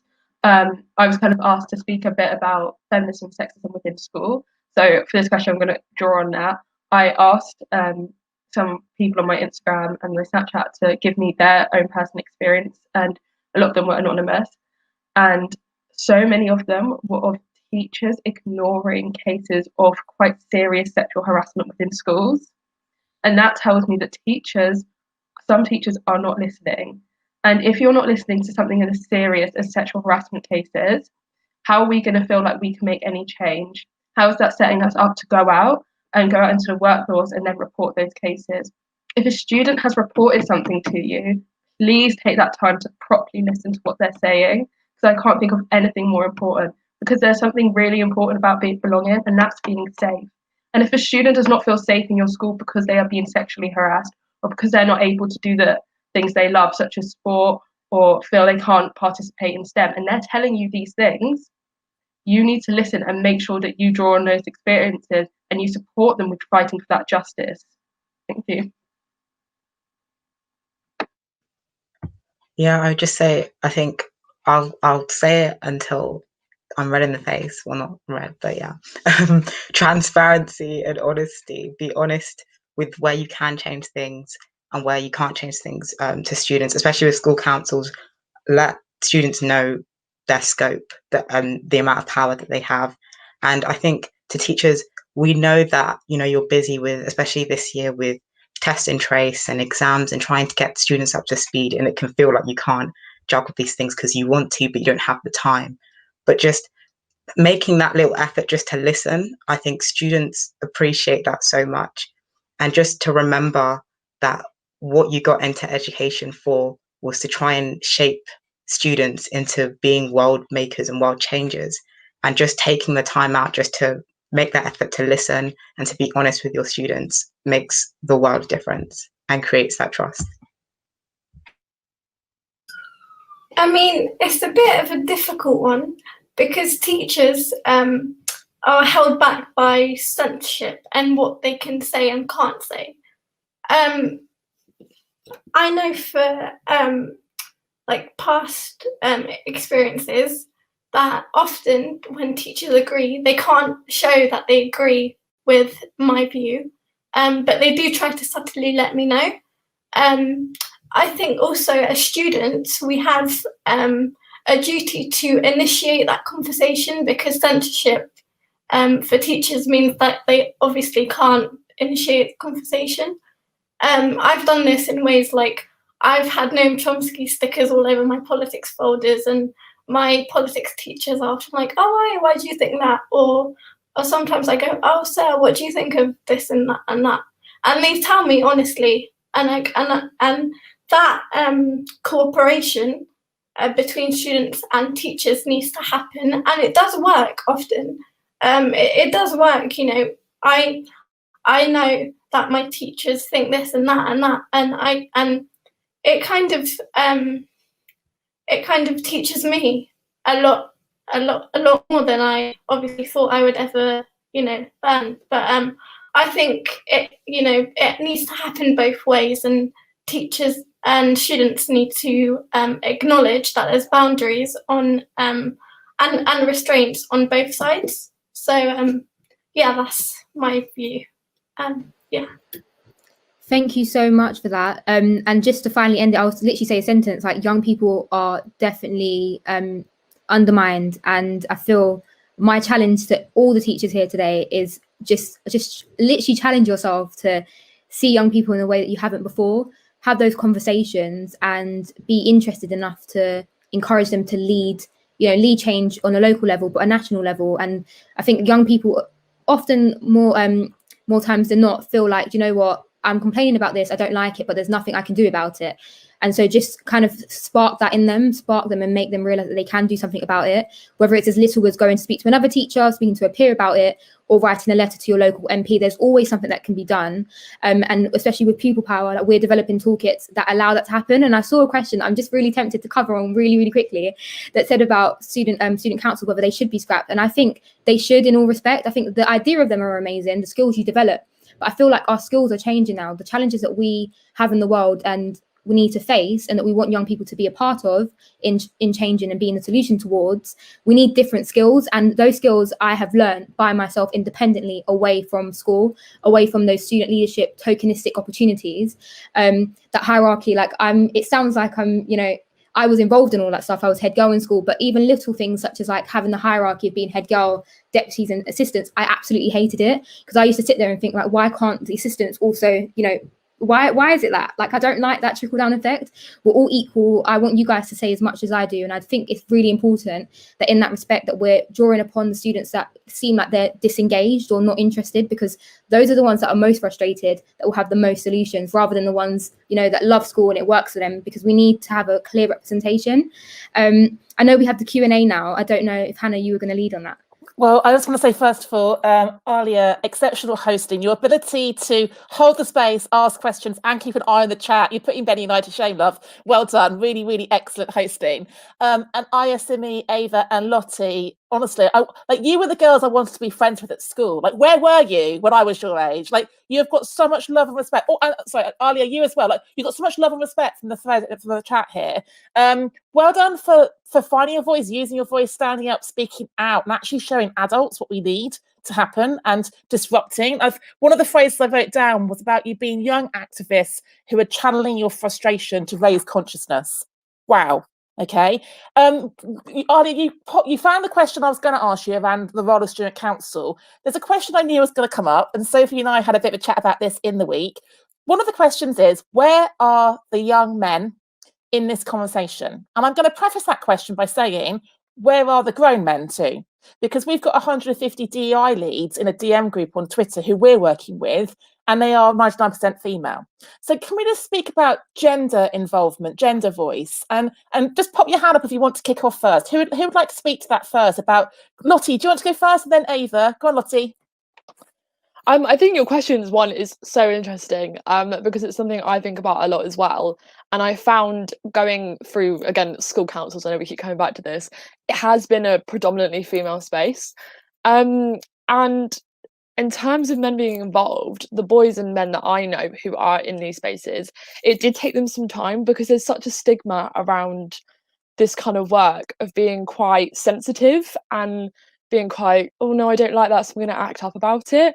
And it's not, it's actually really strong and really brave of you to be able to say that something is wrong. We have got loads of guys who work in the pupil power, but again, that's no kind of proportioned out to how much women we have. So I think if you are a guy and watching this and thinking, oh, I do want to do something, it isn't a womanly thing. It's something that everyone can be a part of, and the more diverse genders that we have working with us, the more change we're going to create, because the more perspectives we're going to cover. So definitely get involved, just reach out to anyone. Thank you, Lottie. Ava, do you want to add to that? Yeah, I mean, I think probably one of the reasons could be is that often, especially around men, have the privilege of being male. Like, they don't experience a proportion of something that we do within the education system. They in like leadership positions in teaching, they are able to grow further and go and get high positions, even though the majority of people in education are female. And in school, I know that they kind of changed a lot of the school kind of work, and the way got rid of a lot of the coursework, because coursework was seen to benefit girls better than it did boys, even though boys would go out and even if they had not performed as well in school, they would then still be able to, as we all know, get better jobs and pay better. Don't need to tell you guys that. So I think it's kind of that, at first, that kind of reluctance, because the system is made for them a lot of the time, especially if you're a white male, white cis male. The system is made for you, so you don't often realise everything at the beginning, but we need your support. We can't do this without you. If whether it's anything from just speaking about gender inequality, pay gaps, or if it's around like stopping that locker room banter and stuff like that, it's something that we need you to be involved with. So please, as Lottie said, please step forward and step up and help us out. It's so important for you guys to be here with us, and it'd be lovely to see some of your faces. Thank you, Ava. And before I come to you, Alia, we also need, so apologies if my language there was gendered language. We've got some comments about non-binary inclusion as well. So apologies talking about boys and girls, men and women. Alia, what do you want to add to that question before I have a final question for Simi and Aya? Just to add, I think we have to look at like why that's happening. And I think in school, I went to an all-girls school, but I'm now at a mixed sixth form. I think just the behaviour that might be like, you know, shown from boys of like them being destructive. And like someone said before, like destructive behaviour isn't destructive behaviour. There's a reason behind it. And often we shut that down with, you know, sanctions, exclusions, and all of those things. And when we look at it, if we look at No More Exclusions, that's the perfect example I can think of. That group, there are probably more experiences of boys that have been excluded, but actually they're there leading change because they've realised they can do something about it. So teachers need to realise the behaviours and what they're shutting down and what they're encouraging. So we need to be encouraging you to be critical and you to challenge it rather than, you know, sanctioning you for challenging things.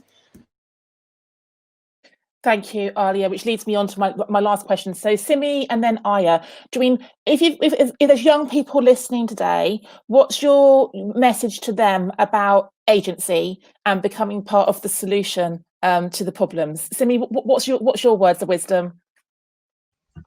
I think just know that change can be created by you, led by you, with collaboration from those who have more power than you, but you have the ability to do it. I think a lot of the time, young people, they're just consuming and they're getting all this rage, but they don't know where to channel it because they're not being empowered to fight for it. But just know that there are adults and other young people who are willing to work with you and to really support you.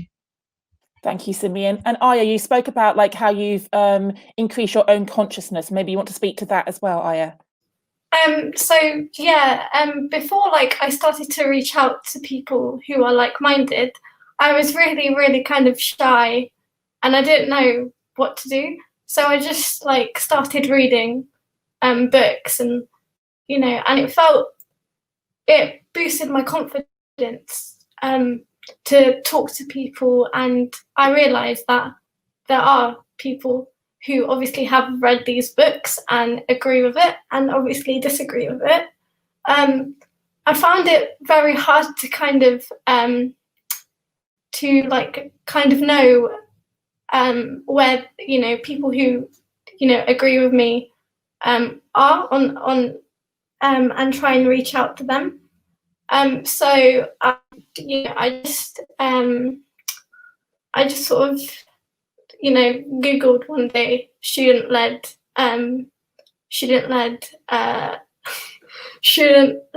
organisations, and I found Aaliyah's organisation, and from then on I just branched out, I suppose. So it starts off slow and lonely, but you know, it'll progress and you'll realise that you aren't alone. So yeah. Girls, you're so inspiring. Thank you so much. Benny, you've got the job of summing up in like 45 seconds and having a few final words from Sophie. Over to you, love.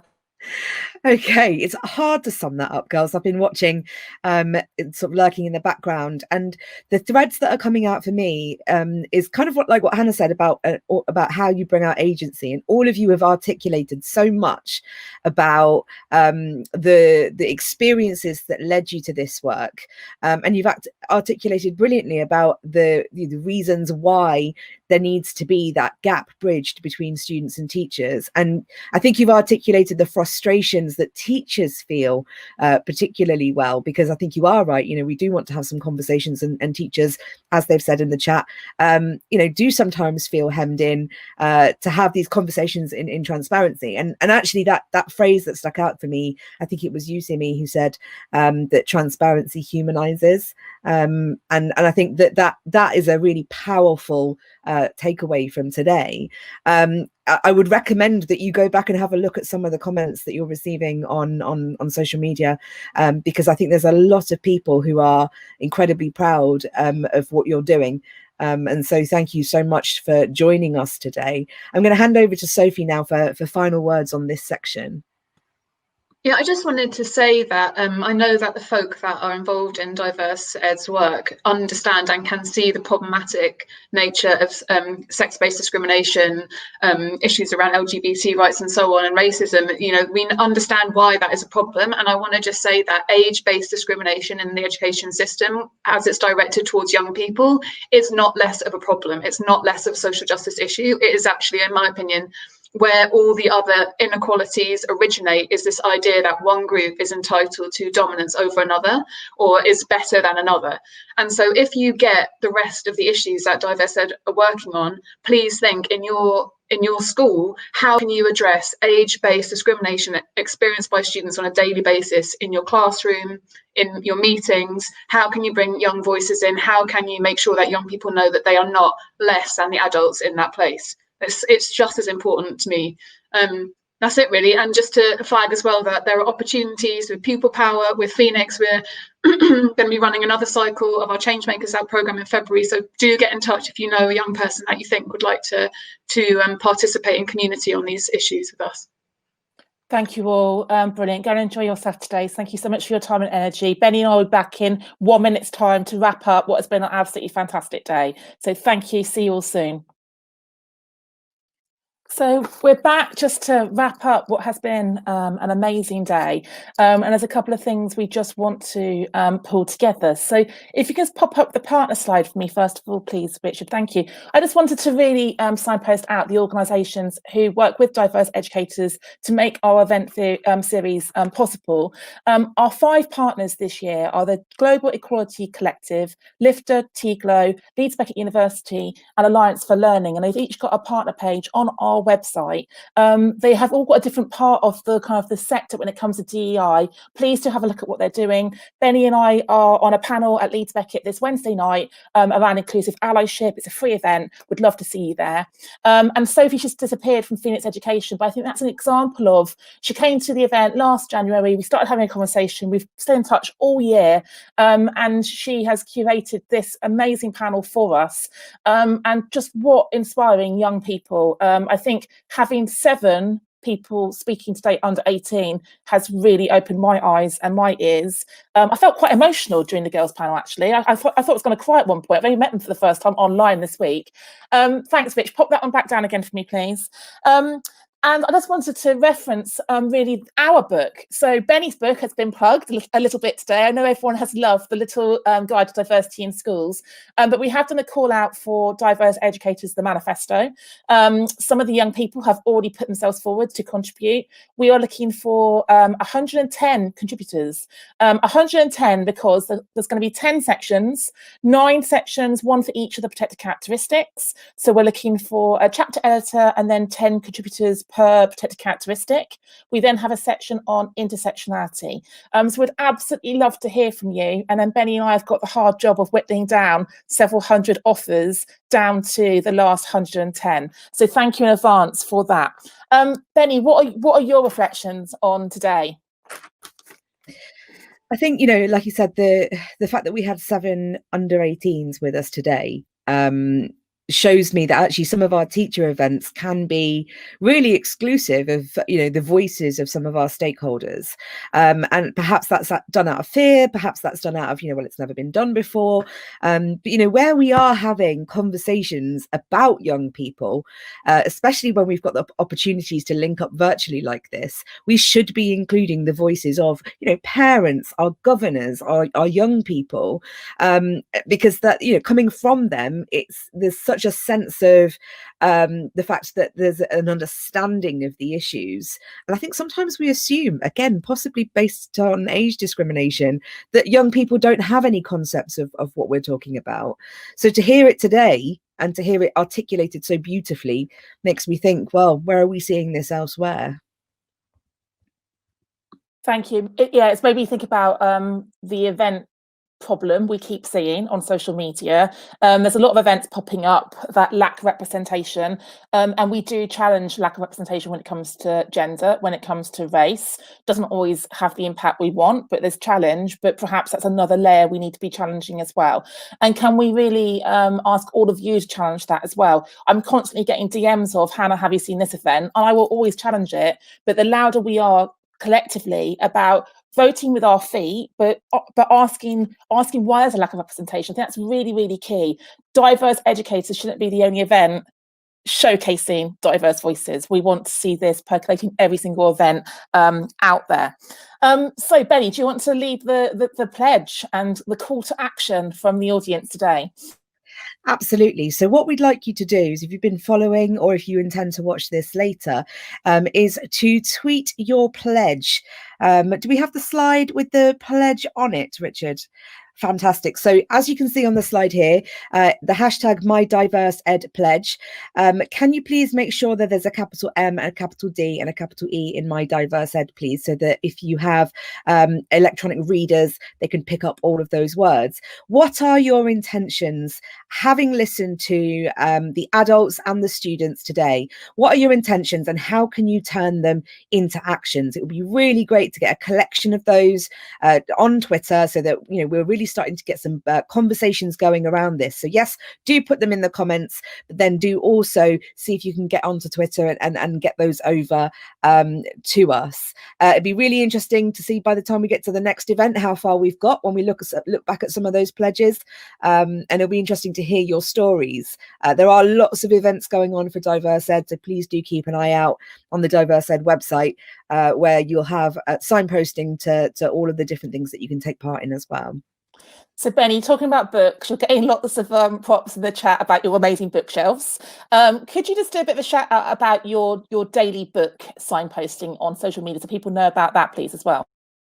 Absolutely. So one of my pledges was, you know, I read a lot. Some of you are talking about my bookshelves. Yes, they are a thing of beauty. Thank you. And they are color coded, and I'm not going to apologize for that. The importance of sharing our common reading. People often say, well, I don't know where to start, so which book should I read? So I'm tweeting every day, and I have been since January the 1st. There'll be 365 books to change the world. And they are books split into the protected characteristics. So this month I'm very much talking about race and culture, and coloniality, and the pre-colonial experiences across the globe. So hopefully that will end up being a resource in itself, that people can see a collection of books that will increase our subject knowledge around particular protected characteristics. So hopefully it'll be a help to people, and all feedback, and if you have recommendations, please do tweet me and recommend books to me for it. So Benny's pledge is about sharing her extensive reading knowledge and reading list. My pledge is about sharing the mic. And I would really encourage everyone listening to really think about the platforms they get asked to speak at and who is missing. And when we say no to speak at an event that's not inclusive, what often happens is we're replaced with someone who just says yes and doesn't question the lineup. So if any of you are ever asked to speak at an event, before you say yes and you're flattered into just sort of like jumping on board onto the schedule, please find out who else is speaking. Please do some challenge to the event organisers. Please encourage them not to pop out their headline as being all straight, white, cisgender men, and then the diversity comes out and wave 2, wave 3 of the marketing. I would really like us all to do that piece of work together.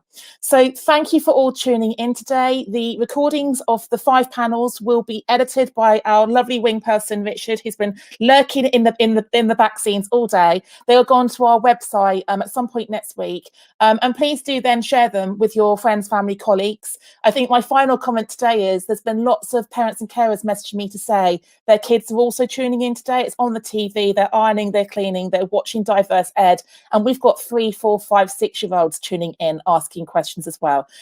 So let's think about how we can share the conversations far and wide. Thank you very much. We'll see you at Easter for our next event.